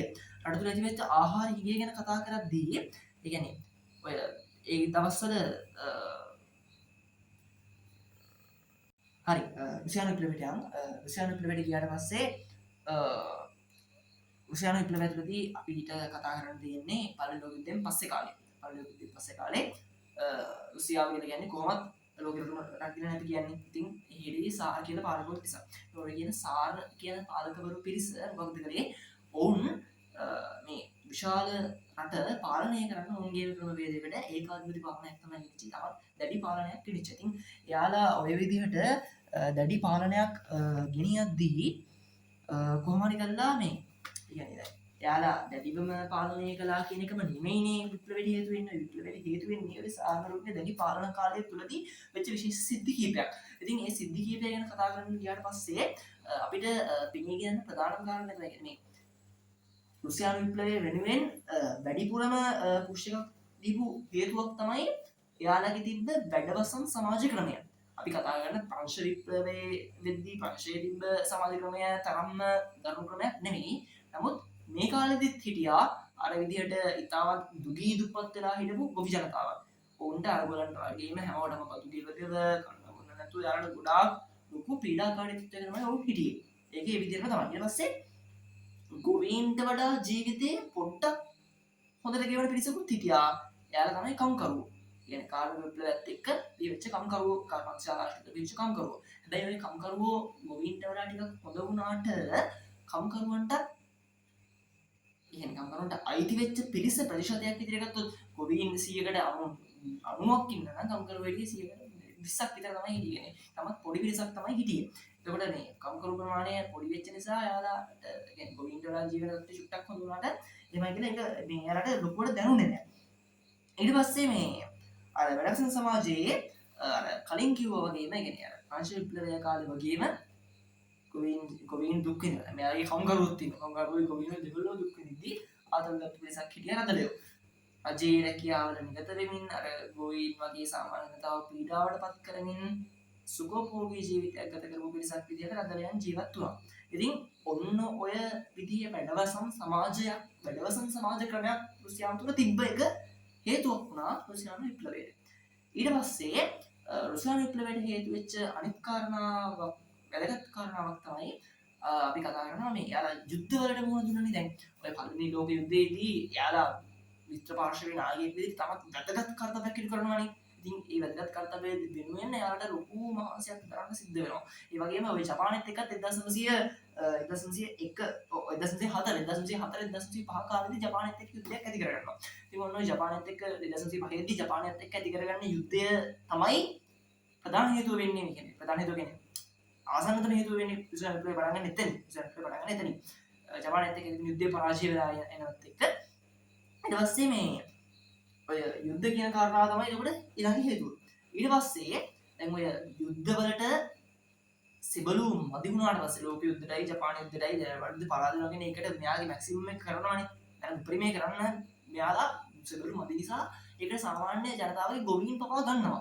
ගොවීන් පවා සිබළු විදියට ගන්නවා. එතකොට මොකද වෙන්නේ? එතකොට මගා ගන්න මිනිස්සු නැති වෙනවා. රට තුල ආහාරයක් ඇති වෙනවා. ඒ වගේම රට තුල මේ යන්නේ දැන් ගොවීන් විතරක් නම් කමක් නැහැ. කම්කරුවෝ පවා යුද්ධවල මදව ගන්න විතරේ කර්මාන්තශාලා අඩවනකලා මිනිස්සුන්ට කන්න බොන්න පවා නැති වෙනවා. ඒ වගේම සොල්දාදුවෝ දැන් සොල්දාදුවන්ගේ ඇතුලේ කම්කරුවෝ ගොවීනුත් ඉන්නවනේ.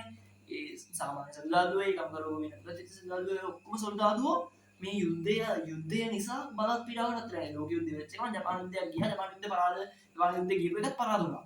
දැන් මුන් හිතන්නේ ඒකට අපෝ අපි වෙන්නේ ඉන්න මේ නැවත මරා ගන්න උත්සාහ කරයි මේ දින යුද්ධයක් නෙමෙයි ඉතින් පාලත් වෙන තත්ත්වයකට පත් වෙලා ඉන්න මිනිස්සු ටික. එතකොට අන්න ඒ වගේ තත්ත්වයක් තමයි තිබ්බේ. අනිත් එක දැන් ඔතන මේ තව මේ සීන් එකක් තිබ්බා මේ ඔය මේ දැන් අපි අර කිව්වනේ මේ ගොවීන්ට තිබ්බේ රදලයන්ට වගේ හොඳ ජීවන තත්ත්වයක් නෙමෙයි කියලා.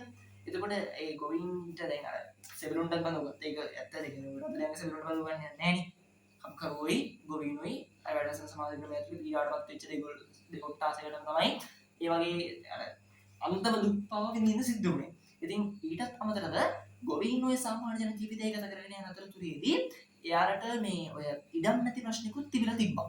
ඉතින් මේ ඒකත් ඒ දවස්වල එයාලා විරෝධතා කර කර ඉන්න කාලේ කියන ඉඩම් ඉල්ල විරෝධතා කර කර ඉන්න කාලේ තමයි මේ යුන් ඇදගෙන යන්නේ අර විදිහේ යුද්ධයක් කරන්න. ඔයාලා හිතන්නකෝ රටේ කොයි වගේ තත්ත්වයක් ඇති වෙන්නේ කියලා මිනිස්සු කොච්චර පිට වෙන්න පුළුවන්ද මේ වගේ කාරණාවකින් කියලා.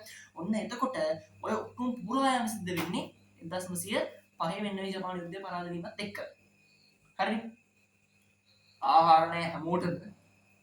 ඒ වගේම මේ යුද්ධයේ නිමාවක් දකින්න ඕනේ සෙබළුන්ට. ඒ වගේම ආහාර නැහැ මේ හැමෝටම යුද්ධ සීමා දකින්න ඕනේ සෙබළුන්ට. ඒ වගේම ගොවින් ඉඩම් තිබෙන්නේ නැහැ. ඉතින් ඔන්න ඔය වගේ ප්‍රශ්න ගොඩාක් එක තමයි රුසියානු විප්ලවය ආරම්භ වෙන්නේ. රුසියානු විප්ලවය ආරම්භ වෙද්දී රුසියානු විප්ලවය මුලින්ම පටන් ගන්නේ ඔක්තෝබර් මාසයේ කියන්නේ මේ ඔක්තෝබර් මාසයේ නෙමෙයි සෝරි මාර්තු මාසයේ. ඉතින් 1917 මාර්තු මාසයේ රෙදිකම් හලක වැඩ වර්ජනයකින් තමයි අපි මේක පටන් ගන්නවා කියලා කියන්නේ. විප්ලවයක් විදිහට විප්ලවය ආරම්භ වෙන්නේ 1905 ජපාන යුද්ධ පරිදිලා යනවත් එක්ක.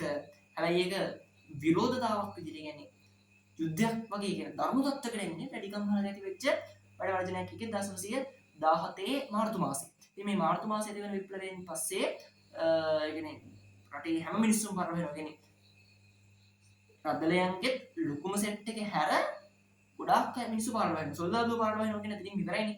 ආරක්ෂා කරන සොල්දාදුවම රටේ පාලකයන් දිගේ වුණ ගේනවා කියන්නේ ඉතින් හැර කතා කරන්න දෙයක් නැහැ නේ. ඒ වගේ මිනිස්සු ඉච්චර පීඩාවට පත්ලා ඉන්නවා මේ කන්න උන්න ආගේ කෑම නැතුව මිනිස්සු ජීවත් වෙනවා කියලා කියන්නේ. ඔයාලා ඒ කාලෙදී වැඩිපුර මේ ගන්න ආහාරෙන්නේ පාන්. මේ පාන් ඉල්ලමින් මිනිස්සු වීදි පුරා යනවා කියලා මේ සඳහන් කරලා තියෙනවා. ඉතින් එච්චර තත්ත්වයකට මිනිස්සු පීඩාවට පත්ලා ඉන්නවා. ඒකත් එක්ක සාර පාලකයන්ට සිද්ධ වෙනවා සියසුනත් හරින්න. ඉතින් ওই සියසුන අත්හරින්න සිද්ධ වෙනවත් එක්ක එතනද ඵලයටපත් වෙන්නේ කෙරෙන්ස්කි කියලා නායකයෙක්. එයා දුර්වල පාලකයෙක්. එයාට අවබෝධයක් තිබෙන්නේ නැහැ කොහොමද මේ තත්ත්වය හැන්ඩල් කරන්න ඕනේ කියන එක ගැන. ඉතින් කොහොමද කියලා මේ ওই කාලේ තමයි සමාජවාදය පෙරටු කරගත්තු බෝල්ෂෙවික් ගොඩින්නේ. ඔය රුසියාවේ මේ ආණ්ඩුවට කියන්නේ ඩුමාව කියලානේ.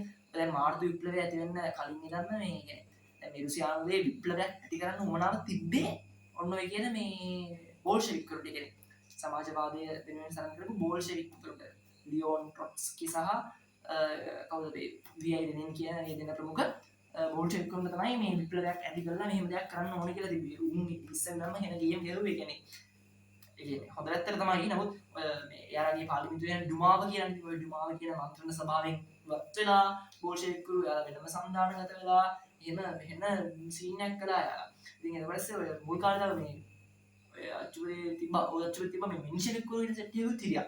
ඔය මෙන්ෂෙවික්කු කියලා කියන්නේ සුළු ප්‍රතිසංස්කරණ වලින් මේ රජය ගොඩනගන්න පුළුවන් කියලා හිතුවා. ඒ කියන්නේ ඔය කෙලෙන්ස්කි ටිකක් මේ මෙන්ෂෙවික් කාර්යයක් වගේ එකක් තමයි. පොඩි පොඩි දේවල් කරලා මැච් එකක් ගන්න නදුව හරියන්නේ නැහැ. සාමාන්‍යයෙන් තාම කුපිත වෙනවනේ. මුර්ත වෙද්දි මොකද කරන්නේ?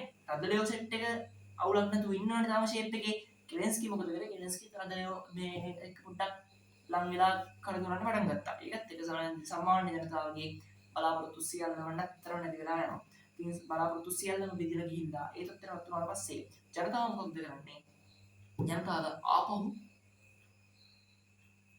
කුපිත වෙනවා. ජනතාව ආපහු කුපිතලා ජනතාව ආපහු යුද්ධයක් කරා මෙහි යදින්නට පටන් ගන්නවා. ඉතින් ওই විදිහට ආපහු යුද්ධයක් කරා මෙහි වෙන්න පටන් ගන්න අවස්ථාවේදී ලෝක දින දර්ශනයෙන් ඉන්නේ නොවැම්බර් මාසයේ.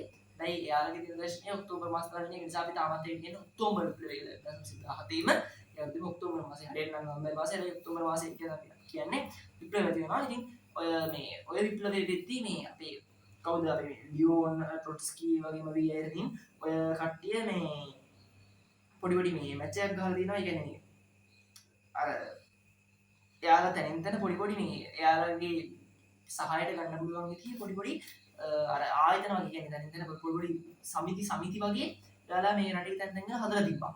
ඉතින් ඔය තැන් තැන් තිබ්බ සමිති වගේ ඒවා එයින් මිනිස්සු එකතු කරගෙන යාලා වෙනම නැගී සිටිනවා.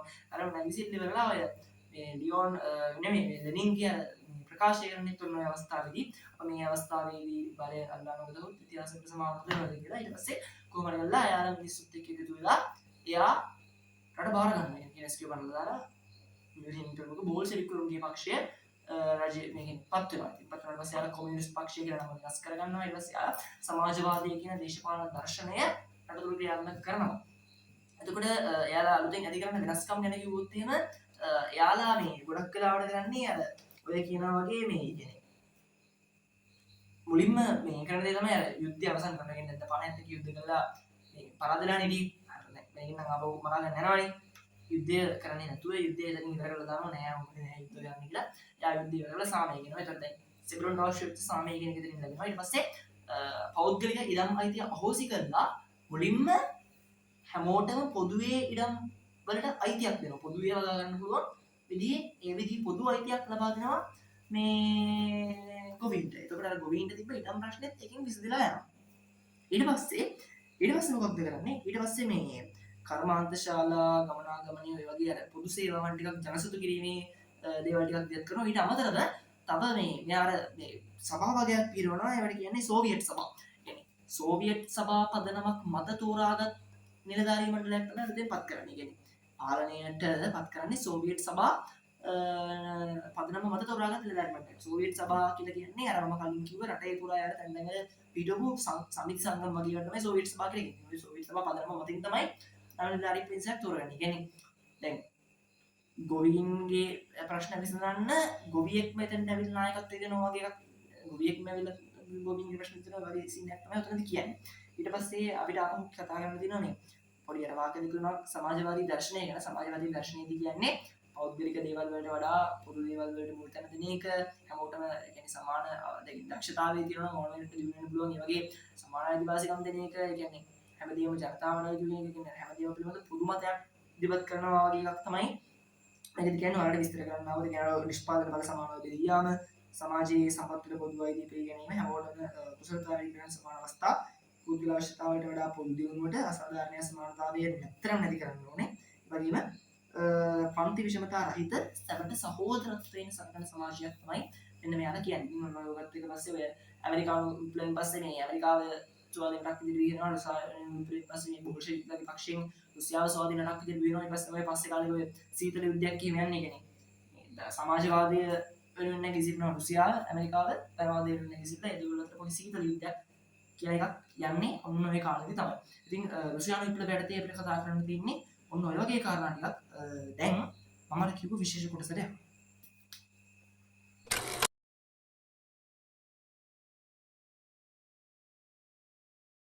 හරි. ඔන්න දැන් හොඳටම අවධානයෙන් අහගෙන ඉන්න. දැන් ඒ කියන්නේ දැන් අපි කතා කරන්නේ ඒ කියන්නේ විප්ලව පාඩම් මේ විප්ලව තුනෙන් වලට පිළිපර කියන්නේ ප්‍රශ්න වලට කතා කරද්දී වැදගත්ම වෙන ඔය MCQ වල වගේ අහන්න පුළුවන්. ඒ වගේ පොයින්ට් ටිකක් තියෙනවා. ඒ වගේ පොයින්ට් එක ගැන කතා කරන්න තමයි යන්නේ. ඒ වගේ පොයින්ට් එක ගැන කතා කරද්දී දැන් මුලින්ම ඇමරිකානු විප්ලවයට එනවනේ. ඇමරිකානු විප්ලවයට කියන පස්සේ ඇමරිකාවේ මේවා ටික අනිවාර්යයෙන් බලාගෙන ඉන්න. ඒ කියන්නේ ජනපද ටික ජනපද වර්ජිනියා වලින් පටන් අරගෙන ජෝර්ජියා වෙනකන් ජනපද 13ක් තියෙනවා. ඊට පස්සේ ජනපද 13 ඊට පස්සේ පොඩි පිටවන්නේ වර්ජිනියාව අන්තිමට පිටවන්නේ ජෝර්ජියා 1733 දී. ඊට පස්සේ ආපහු ඇමරිකන් විප්ලවයෙන් උගලට අහන්න පුළුවන් දෙයක් විදිහට දෙන්නේ ඇමරිකානු විප්ලවයේ සරණ පාඩය. ඇමරිකානු විප්ලවයේ සරණ පාඩය මොකක්ද? ඇමරිකානු විප්ලවයේ සරණ පාඩය නියෝජනයක් නැත්තම් බදුත් නැත. ඒ කියන්නේ බ්‍රිතාන්‍යයේ මේ පාර්ලිමේන්තුව නියෝජනය කරන්නේ නැහැ ඇමරිකානු ප්‍රවේශියෙක්. හැබැයි ඇමරිකාවට උන් ගිහිල්ලා බදු ගහනවා.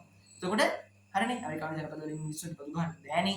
ඇමරිකානු ජනපදවල මිනිස්සු මේ බ්‍රිතාන්‍යයේ පාර්ලිමේන්තුව නැත්තම් නියෝජනයක් නැත්තම් බදුත් නැත. ඒක තමයි යාළගේ ආදර්ශ පාඩිය උනේ. හරි. අවුලක් නැහැ.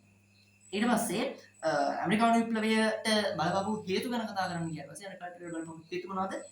එයාලා අර මුලින්ම දාපු නීති. මුලින්ම දාපු නීති මොනවද? ඒ කියන්නේ අර එයාලට විතරයි සමහර බඩු විකුණන්න පුළුවන්. ඒ වගේම සමහර බඩු විකුණන්න එයාලට විතරක් නෙවෙයි වෙනතන විකුණන්න පුළුවන් වුණත් ඇමරිකාව හරහාම තමයි කියන්නේ ඇමරිකාවේ බ්‍රිතාන්‍ය හරහාම තමයි යවන්න ඕනේ. ඉතින් ඔය වගේ නීති රීති අර ගුරු නීති රීති ටිකක් දාලා නීති රීති ටික ඇමරිකානු විප්ලවයට හේතු වෙච්ච ප්‍රධාන හේතුවක්. ඊට පස්සේ 53 සීනි පනත, තේ පනත, මේ සීනි පනත, තේ පනත නෙමෙයි සීනි පනත, මුද්‍රා නෝට්ටු පනත, මුද්‍ර පනත. සීනි පනත කියලා කියන්නේ හොරෙන් වෙන රටවල් වලට වෙළඳාම් කරන එක නවත්තන්න ගහපු පනත. මුද්‍රණ පනත කියලා කියන්නේ ලියකියවිලි වලට ගහපු මේ බදු ගහපු පනත. මුදල් නෝට්ටු පනත කියලා කියන්නේ මුදල් නෝට්ටු වලින් ගණන් කරන්න බෑ බරට වටිනාකමක් තමයි ගණන් කරන්න ඕනේ කියලා ගහපු පනත. ඒතොර මේ පනත් තුන පනත් පනවපු එක මේ හේතුවක්. ඒ වගේම අර දාපු ගුණ නීති ටික හේතුවක්. ඇමරිකානු විප්ලවයට ඊට පස්සේ අවසාන වශයෙන් ඇමරිකානු විප්ලවයේ ඊළඟ හේතුව මොකද?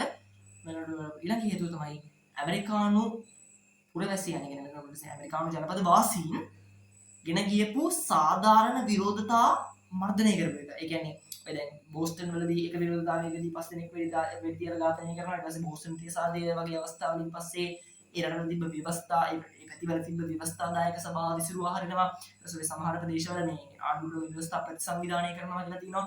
වගේ ආණ්ඩුක්‍රම ප්‍රතිසංවිධානය කිරීම ව්‍යවස්ථාදායක සභාව විසිරුවා හැරීම අනිවාර්යෙන් අරක කියන්න ඕනේ. බෝස්ටන් වල මේ වෙඩි පහර දීලා 5 දෙනෙක්ව මරා දාන එක ඒ වගේ ලොකු මර්ධනකාරී පිළිවෙත් අනුගමනය කරනවා. ඉතින් ඒකත් හේතුවක් ඇමරිකානු විප්ලවය ආරම්භ වෙන. ඇමරිකානු විප්ලවය ආරම්භ වෙන ප්‍රධාන හේතු තුන මොනවාද? නව පනත් ටික අර 1763 පස්සේ තර කරපු නීති රීති ටික ඊට පස්සේ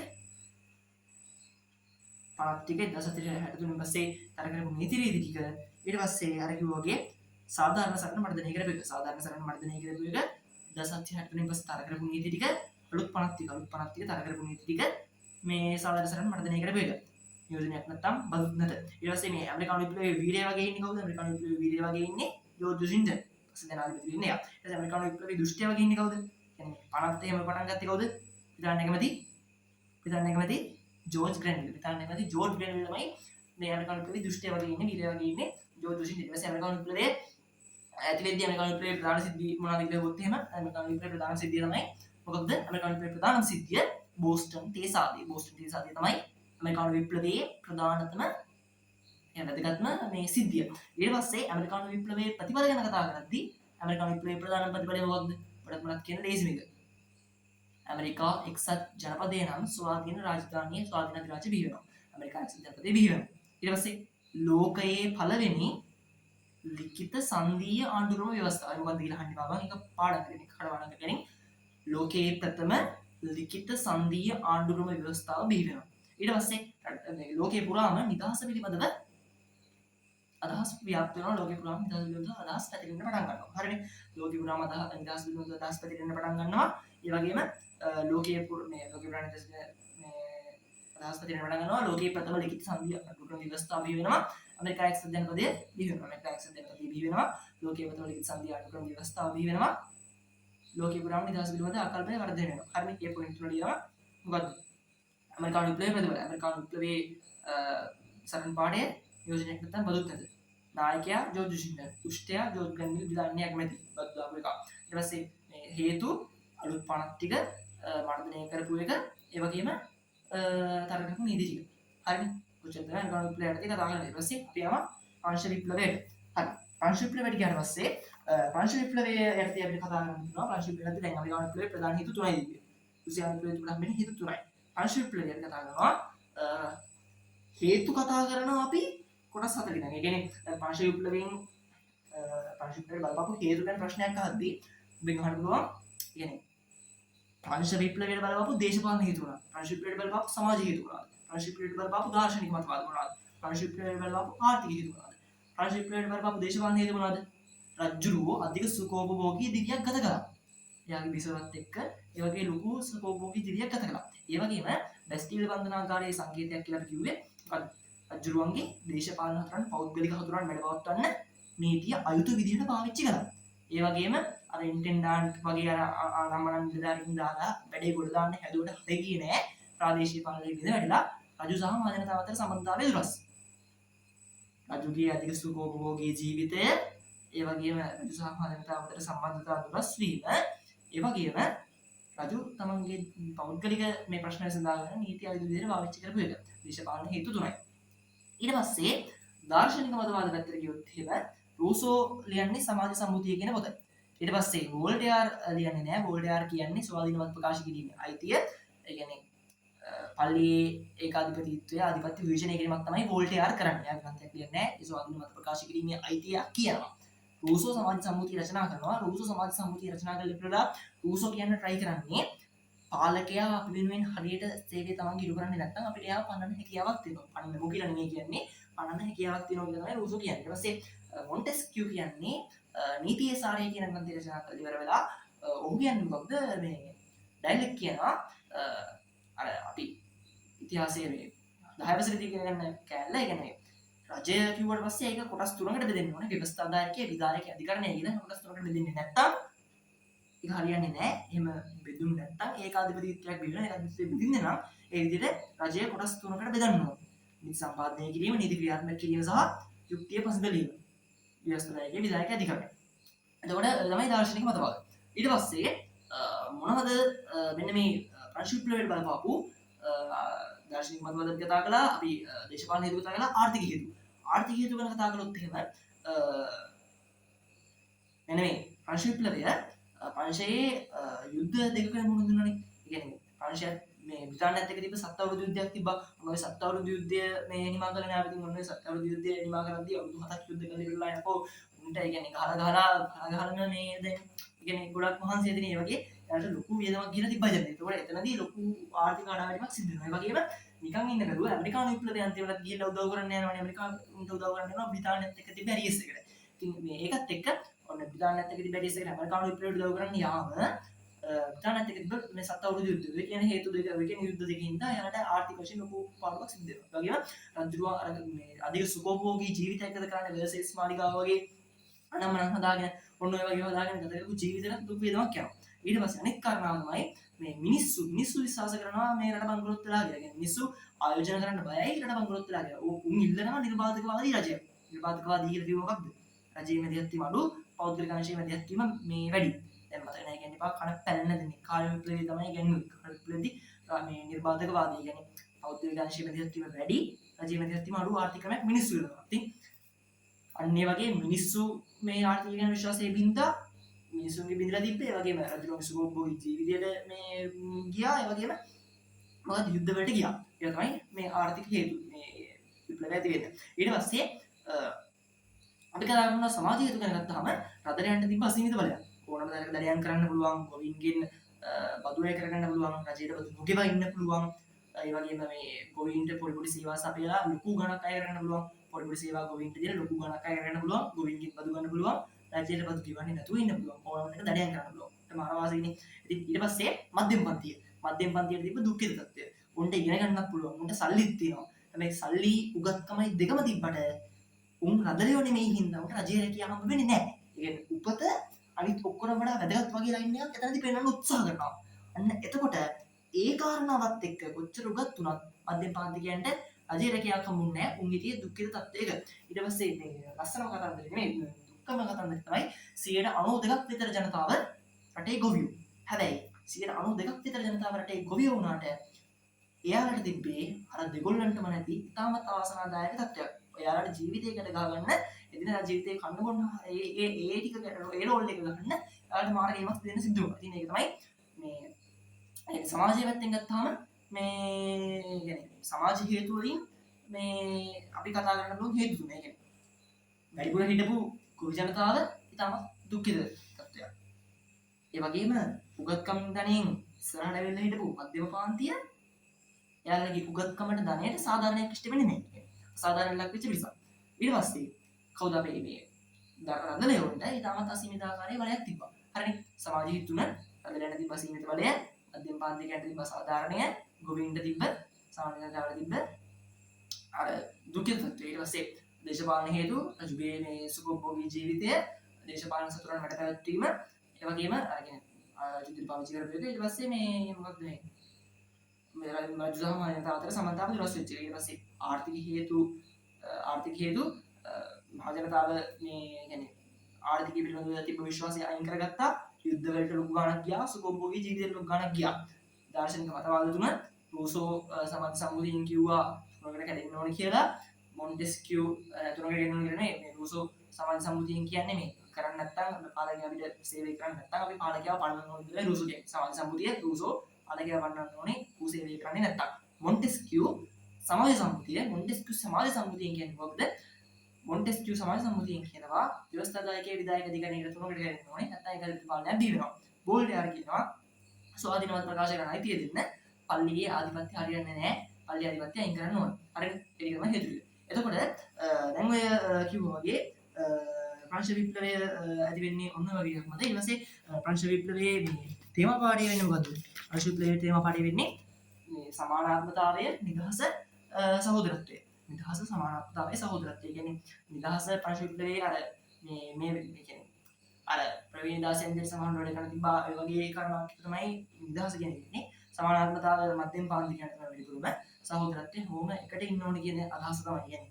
පසුකාලීනව රුසියාවේ මේ මොකද්ද සමාජවාදී රචනයක් බිහිවුණා අන්නේ වගේ එකක් යාලි දෙනවා වගේ එකක් තමයි පොතේ මේ. ඒක වැඩක් නැහැ.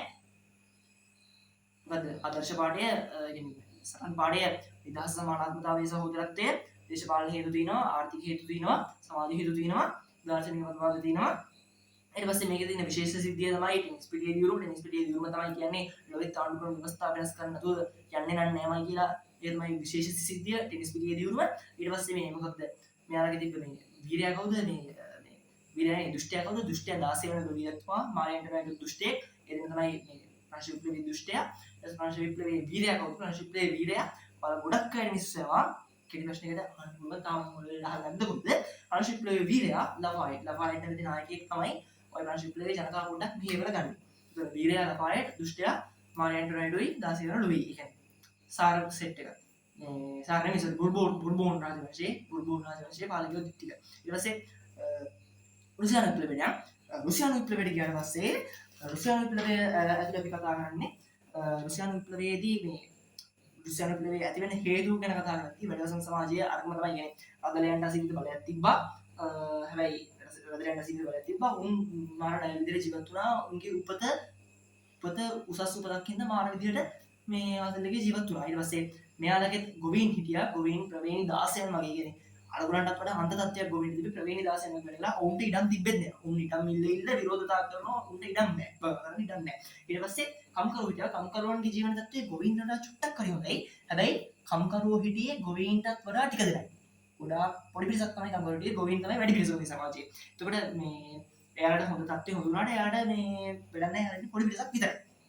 ඊට පස්සේ ආපහු කතා කරන්න දෙන්නේ දැන් ඒ සමාජ හේතු ටික. ඊට පස්සේ මේ රුසියානු විප්ලවයේදී වෙන බලපාපු ඒ වැඩ ඒ කියන්නේ සමාජය කියන්නේ වැඩවසම් සමාජය. කියන්නේ අපි කියනවා ඔය සමාජ ක්‍රමයේ වැඩවසම් සමාජ ක්‍රමයේ කියලා අපි ගොඩක් තැන්වලදී හම්බ වෙනවා. කදලියෝ උඩින් ඉන්නවා සමානතාව තැලිලා පිළලා යනවා.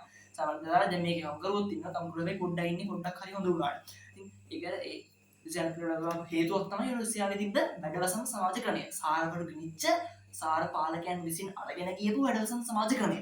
රුසියානු විප්ලවයේ හේතුව. ඊට පස්සේ ආහාර හිඟය ගැන කතා කරද්දී ආහාර හිඟය කියලා කිව්වේ කියන්නේ දැන් ඔතනදී මේ ආහාර හිඟයත් කලින් මේ අපි කතා කරද්දී මේ යුද්ධය ගැන කිව්වොත් ඒ කියන්නේ රුසියානු විප්ලවයේ ප්‍රධාන හේතු තුනක් නේ අපි කතා කරන්නේ වැඩවසම් සමාජ ක්‍රමය ආහාර හිඟය යුද්ධය වැඩවසම් සමාජ ක්‍රමය ආහාර හිඟය යුද්ධය. එතකොට ඔන්න ඔය වැඩවසම් සමාජ ක්‍රමය ගැන අපි කිව්වනේ යුද්ධය ගැන කතා කරද්දී රුසියාව ප්‍රධාන වශයෙන් යුද්ධ දෙකකට මුහුණ දෙනවා රුසියානු විප්ලවයට කලින්. පළවෙනි එක මොකද්ද? ඔබත් මමත් දන්න පළවෙනි ලෝක යුද්ධය. පළවෙනි ලෝක යුද්ධයේදී රුසියාව මිත්‍ර පාර්ශවයේ නායකයෙක් විදිහට ලොකු මෙහෙයක් ඉටු කරනවානේ. අන්නේ මෙහෙ ඉටු කරන්න ඔවුන්ට මාර විදිහට වියදමක් යනවා. අන්නේ මේ වියදම එක ඒ කියන්නේ ඒක යාළුවා ලොකු බලපෑමක් කරනවා. ඊට පස්සේ 1904 සහ 1905 කාලවලදී ඒ අවුරුදු දෙක ඇතුළතදී ජපානයත් එක්ක යුද්ධයක පැටලලා ඔය ජපාන යුද්ධයෙන් පරාද වෙලා තමයි අන්තිමට 1905 එන්නේ.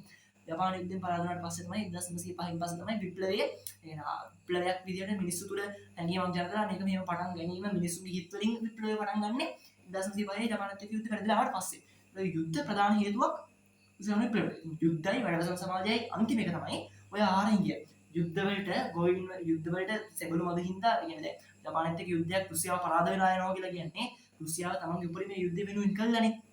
රුසියාව තමන්ගේ උපරිමයේ යුද්ධ වෙනුවෙන් කරද්දී රුසියාව මොකද කරලා දෙන්නේ? තමන්ගේ හිටපු ගොවීනෝයි කම්කරුවෝයි ඔක්කොම උන්ව සෙබළුන් විදියට දාලා ජපානට ගෙනියනවා. ජපානට ගෙනින්න ජපාන මිනිවල ජපානට ගෙනස සරන් කරනවා. ඉතින් ඒකත් එක්ක කම්කරුවෝ ගෙනිච්ච පස්සේ කර්මාන්තශාලාවට පෙරනවා. ගොවීන් ගෙනිච්ච පස්සේ කෑම හදන්න කවුරුත් නැහැ. පාන් ඉල්ල ජනතාව වීදි පුරා පැල ගහන්න පටන් ගන්නවා. අන්න රුසියාවේ තේමා පාඩය මොකද? රුසියාව සරන් පාඩය මොකද්ද? සෙබළුන්ට සාමය, ගොවීන්ට ඉඩම්, රටේ සියලුලාට ආහාර.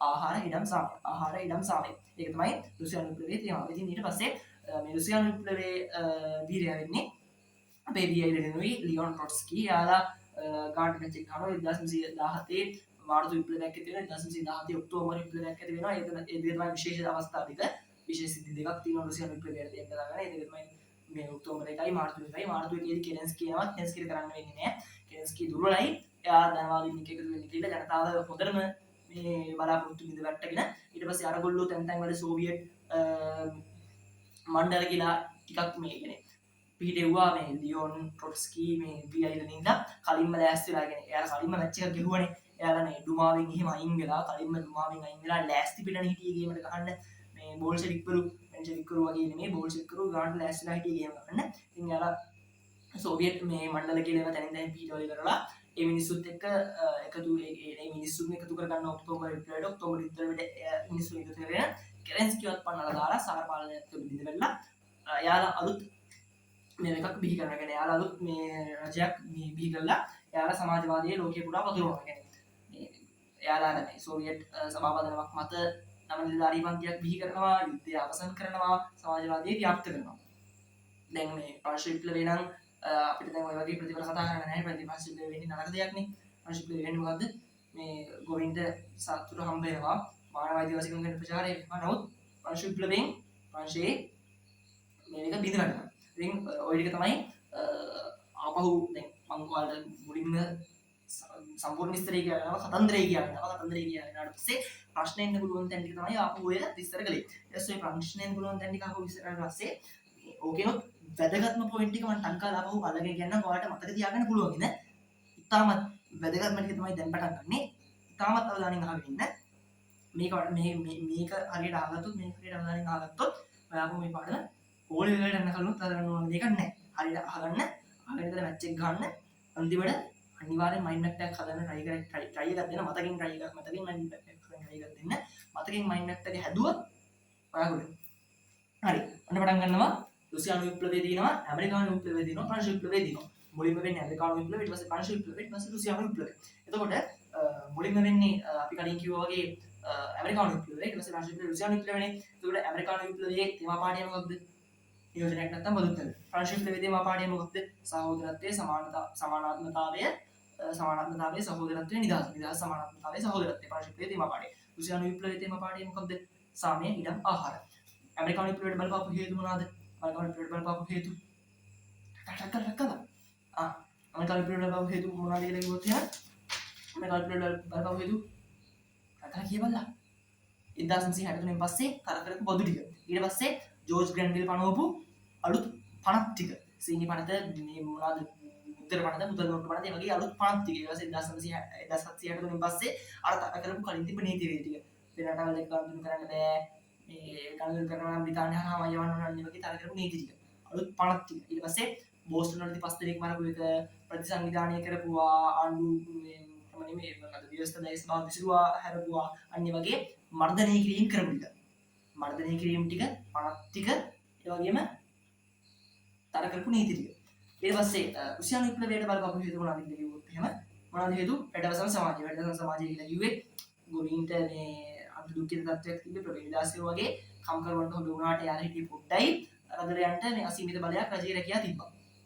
ඊට පස්සේ මොකද්ද රුසියානු විප්ලවයේ තිබ්බ අනිත් කාරණාව මේ රුසියානු විප්ලවයට බලපාපු අනිත් හේතු යුද්ධය. 1904 ඇතුළත මේ ජපානයේ ඇති කරගත්තු යුද්ධය පරාද වුණා. ලෝක යුද්ධයේදී මිත්‍ර පාර්ශවයේ මානවඩෙක් විදිහට කටයුතු කළා. හැබැයි රට තුලින් කෙරුණා. ඊට පස්සේ මේ යුද්ධ අර විදිහට වැඩවසන සමාජය අන්තිමේක ආහාරය කියලා කියන්නේ යුද්ධ වලට මේ ගොවියෝ බඳව ගත්තා. මේ ගොවියන්ට හිටපු ගොවියන්ටත් ඉඩම් තිබ්බේ නැහැ. වගා කරන්න විදිහක් නැහැ. මේ පාන්න නැති වුණා. ආහාරහිඟය වැඩවසන සමාජයේ යුද්ධ. රුසියානු විප්ලවය. ඇමරිකානු විප්ලවය තර කරපු නීති ටික අලුතෙන් ආපු පනත් ටික මර්ධනය කරපු එක. පංච විප්ලවය අපි කතා කරනවා කොටස් කීපයකට ආපහු දාර්ශනික මතවාද, ආර්ථික හේතු, සමාජ හේතු, දේශපාලන හේතු. දේශපාලන හේතු රජුගේ පෞද්ගලික සතුරන් මඩ පවත්වා ගන්නට කටයුතු කළා. නීති ආයුධ විදිහට පාවිච්චි කළා. ඊට පස්සේ සුඛෝභෝගී ජීවිතයක් ගත කළා. රජු සහ මහ ජනතාව අතර සම්බන්ධතාව දුරු වුණා. රජු සහ මහ ජනතාව අතර සම්බන්ධතාවය දුරු වුණා. ඒ වගේම රජු ආයුධ විදිහට නීති පාවිච්චි කළා පෞද්ගලික සතුරන් මඩ පවත්වා ගන්නට. ඒ වගේම රජතුමාදී සුඛෝභෝගී දිග කළා. ඊට පස්සේ ආර්ථික හේතු ගැන කතා කරනවා. රටේ ජනතාව ආර්ථිකය ගැන තිබ්බ මේ විශ්වාසය බිඳව ගත්තා. ඒ වගේම මේ රටේ රජුරුවන්ගේ අධික සුඛෝපභෝගී ජීවිතවල වර්සෙල්ස් මාලිගාවට පාලයන්තු රයිට්ට කන්න දෙන්න දීපුවට ගියපු සල්ලි ටික ඊට පස්සේ එයා ප්‍රංශ මේ විප්ලවයේදී ප්‍රංශය බ්‍රිතාන්‍යත් එක්ක කරගෙන තිබ්බ අවුරුදු යුද්ධය ඒ වගේම ප්‍රංශය ඇමරිකානු විප්ලවය අන්තිමට අර ඇමරිකානු උදව් කරපු එක අන්න ඒකේ යුද්ධ දෙක හින්දා මේ එයාලට ගියපු වියදම් ටික ඔන්න ඔය කාරණා තමයි ආර්ථික හේතු ටික වෙන්නේ ඊට පස්සේ දාර්ශනික මතවාද ටිකට ගත්තට පස්සේ මේ වෝල්ටයාර් මේ කියනවා ස්වාධීන මත ප්‍රකාශ කිරීමේ අයිතිය ඊට පස්සේ රූසෝ කියනවා මොකද්ද රූසෝ සමාජ සම්මුතිය කියන ග්‍රන්ථය ඉදිරිපත් කළ වෙලාව රූසෝ කියනවා මේ රජුරෝ කරන්නේ නැත්නම් අපිට රජුරෝ වහන්න පුළුවන් කියලා මොන්ටෙස්කියු නීතිය සාරය කියන ග්‍රන්ථය රචනා කළ ඉවරලා මොන්ටෙස්කියු කියන්නේ මොකක්ද පාලනය එක්කෙනෙක්ට යන්න හොඳ නැහැ පාලනය තුරකට කරන්න ඕන ව්‍යවස්ථාදායකයේ විධායක අධිකරණය කියලා ඊට පස්සේ ආපහු අන්තිමට ඊළඟට එන්නේ මොකක්ද ඊළඟට මේ එන්නේ අපි කතා කළා දේශපාලන හේතු ආර්ථික හේතු දාර්ශනික මතවාද සමාජ හේතු කියනවා සමාජ හේතු ටික ගත්තා පස්සේ සමාජ හේතු ටික වෙන්නේ මොකක්ද මධ්‍යම පාන්තිකයෝ ඉන්නෝ උගත් හැබැයි මේ මධ්‍යම පාන්තිකයෝ කොච්චර උගත් වුණත් එයාට අවස්ථාවක් නැහැ මේ රටට යන්න පන්නලා මේ රජයේ කියවලට එන්න ගොවි ජනතාව ඉන්නවා 92ක් විතර එයාට කන්න බොන්න නැහැ ඊට පස්සේ රටට තිබ්බ අර මේ දඩයන් කරන්න පුළුවන් ගොවීන්ගෙන් මේ පොඩි වැඩ කළේ කරලා ලොකු සල්ලි ගන්න පුළුවන් ගොවින් දුක ගන්න පුළුවන් රජයට ප්‍රති ගන්න ඕනේ වගේ දීපල දෙන්න තිබ්බ පාස් ටික. ඉතින් අන්න ඒක තමයි අංශ විප්ලවය, රුසියානු විප්ලවය, ඒ වගේම අපි කලින් කියපු මේ මොකද මේ ඇමරිකානු විප්ලවය කියන ඔන්න මේ තුනේ මේ බලපහු හේතු ටික බලගෙන. ඊට පස්සේ ඇමරිකානු විප්ලවයේ දුෂ්ටය කවුද ඇමරිකානු විප්ලවයේ දුෂ්ටය? බ්‍රිතාන්‍ය ඇමති ජෝර්ජ් ග්‍රැන්විල්. අංශ විප්ලවයේ දුෂ්ටය දාසිවල් ලුයි මාරියන්ටෝ රයි. ඊට පස්සේ රුසියානු විප්ලවයේ දුෂ්ටය सार पालकियों केरेंस्की दुष्टे ඊට පස්සේ මේ මොකද ඇමරිකානු විප්ලවයේ වීරයා ජෝර්ජ් වොෂින්ටන් ප්‍රංශ විප්ලවයේ වීරයා ලෆායට් රුසියානු විප්ලවයේ වීරයා දෙන්නයි මේ ලියෝන් ට්‍රොට්ස්කී කවුද අපේ වීරයන් ඇමරිකානු විප්ලවයේ ප්‍රධානම සිද්ධිය බෝස්ටන් තේසාදය ෆිලඩෙල්ෆියා සම්මේලනය ලෙන්සිඩන් වල 1975 වෙච්ච සටන ලෙන්සිඩන් වල සටන ෆිලඩෙල්ෆියා සම්මේලනය බෝස්ටන් තේසාදය ප්‍රංශ විප්ලවයේ ටෙනිස් පිටියේ දියුණුව රුසියානු විප්ලවයේ ඔක්තෝබර් වල වැඩිකම් හරින් පටන් අරගෙන ඇති වෙච්ච මේ ඔක්තෝබර් වල මේ මාර්තු වල වැඩිකම් හරින් පටන් අරගෙන ඇති වෙච්ච විප්ලවය ඔක්තෝබර් වල ඇති වෙච්ච විප්ලවය ඊට පස්සේ මේ ඔක්තෝබර් විප්ලවයේදීමනේ ලෙනින් කිව්වේ මොකද්ද මොකද්ද ලෙනින් කියන්නේ මේ අවස්ථාවේදී බලයලා නොගත ඉතිහාසයේ ප්‍රසම දිනුවත කියලා ඒක ඉන්නේ ඔන්න ඔය කියන ඔක්තෝබර් විප්ලවයටම තමයි ඊට පස්සේ අපි දැන් කතා කළා වීරයා කවුද දුෂ්ටයා කවුද කියන එක තේමා පාඩේ කතා කළා හේතු ටික කතා කළා ඇදිවිච්ච ප්‍රධාන සිද්ධි ටික කතා කළා ඉතින් ප්‍රතිඵල ටික දැන් අපිට කතා කරන්න තියෙන ප්‍රතිඵල ටික ගැන කතා කරද්දී ඇමරිකානු විප්ලවයේ ප්‍රතිඵල අංශ විප්ලවයේ ප්‍රතිඵල රුසියානු විප්ලවයේ ප්‍රතිඵල ඇමරිකානු විප්ලවයේ ප්‍රතිඵල මොනවද ඇමරිකා එක්සත් ජනපදයේ බිහි වෙනවා ලෝකයේ ප්‍රථම ලිඛිත සත්‍ය ආණ්ඩුක්‍රම ව්‍යවස්ථාව බිහි වෙනවා ලෝකයේ පුරා නිදහස පිළිබඳව අදහස් ඇති වෙනවා ලෝකයේ පුරා නිදහස පිළිබඳව අදහස් ඇති වෙනවා ලෝකයේ ප්‍රථම ලිඛිත සංධි ආණ්ඩුක්‍රම ව්‍යවස්ථාව බිහි වෙනවා ඇමරිකා එක්සත් ජනපදයේ බිහි වෙනවා ප්‍රංශයේ ගොවීන්ට සහන ලැබෙනවා මානව අයිතිවාසිකම් පිළිබඳ ලෝකයේ අවධානය යොමු වෙනවා ප්‍රංශීය අස්ථාවර දේශපාලනයක් ඇති වෙනවා ප්‍රංශීය අස්ථාවර දේශපාලන ක්‍රමයක් ඇති වෙනවා ගොවීන්ට සහන ලැබෙනවා මානව අයිතිවාසිකම් පිළිබඳ ලෝකේ පුරා අදහස් ව්‍යාප්ත වෙනවා ඒතකොට රුසියානු විප්ලවයේ සමාජවාදී ලෝක පුරා ව්‍යාප්ත වෙනවා ලෙනින්ලා දිනලා ඉවර වෙලා සෝවියට් සභාපති පද නිලධාරී මණ්ඩලයක් පත් කරනවා සමාජවාදී ලෝක පුරා ව්‍යාප්ත කරනවා ලෙනින්ලා දිනනවා ඊට පස්සේ සෝවියට් සභාපති පද නිලධාරී පද්ධතියක් බිහි කරනවා යුද්ධය අවසන් කරලා සාමය කියනවා. හරි. ඔන්න එතකොට මුලින්ම තියෙන ඇමරිකානු විප්ලවය කාලෙත් එක ගත්තාම ඊට පස්සේ ප්‍රංශ විප්ලවය ඊට පස්සේ රුසියානු විප්ලවය. ඉතින් ඔය ටික තමයි විප්ලව පාඩමේදී අපිට කතා කරන්න හම්බෙන විප්ලව ටික. ඉතින් මම කිව්වා වගේ ඔයාලා සම්පූර්ණ වීඩියෝ එක බැලුවා නම් ඔයාලා මිස් වෙච්ච තැනක් තියෙනවා, attention ගියපු තැනක් තියෙනවා නම් ආපහු වීඩියෝ එක රිප්ලේ කරලා බලන්න.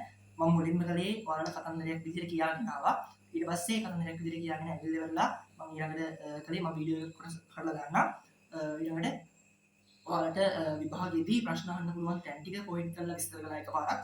ඊට පස්සේ මම ඊළඟට කලේ දැන් ආපහු ඒ විභාගයේදී ප්‍රශ්න අහන්න පුළුවන් පොයින්ට් ටික ඒ වැදගත් කාරණා ටික ඔයාලට ආපහු සංසන්දනාත්මකව විප්ලව තුන එකට පෙළගස්වලා දීපුවා. ඉතින් වීඩියෝ එක මුලින්ම ආපහු බලන්න. පොඩ්ඩක් හරි මිස් වෙච්ච තැනක් තියෙනවා නම් වීඩියෝ එකක් බලද්දී පාඩමක් බලද්දී ඔයා උපරිම උත්සාහ කරන්න ඒ කරන දේ ඒ අහන දේ ඒ බලන දේ ඉතාමත් අවධානයෙන් පුළුවන් තරම් අවධානයෙන් කරන්න. ඒක අවධානයෙන් කළා දැන් මම මට කිව්වා වගේ උත්සාහ කරන්න. මේ වීඩියෝ එක බලලා ඉවරනට පස්සේ මයින්ඩ් මැප් එකක් ගහලා ඒ වගේ දෙයක් කරන්න උත්සාහ කරන. දැන් මයින්ඩ් මැප් එකක් සම්පූර්ණ මතකයෙන් ඔයාලට ගහන්න පුළුවන් නම් ඔයා සාර්ථකයි. එහෙම නැත්නම් ඔයා ආපහු වරක් වීඩියෝ එක බලලා ඉවරලා සම්පූර්ණයෙන්ම බල ගහන්න එපා. ආපහු වරක් වීඩියෝ සම්පූර්ණයෙන් බලලා ඉවරලා නැත්නම් මේ අන්තිම කෑලි දෙක ඒ කියන්නේ සාරාංශය කොටස හරි බලලා ඉවරලා ඒ මේ මයින්ඩ් මැප් එක ගන්න වෙන්නේ හේතු මොනවාද ප්‍රතිඵල මොනවාද ඒ විදිහට මයින්ඩ් මැප් එක ගන්න උත්සාහ කරන. එහෙම කළොත් ඔයා සාර්ථකයි. වැදගත්ම දේ තමයි ඔයා අහන් ඉදිද්දී උපරිම අවධානයෙන් අහන් ඉන්න. මොකක් හරි දෙයක් ලියද්දී උපරිම අවධානයෙන් ලියන්න. උපරිම අවධානයෙන් අහන් ඉන්න උපරිම අවධානයෙන් ඉන්න. ඔයාලට වැඩේ ගොඩ දාගන්න පුළුවන්. අපි තව පාඩමකින් හම්බ වෙමු.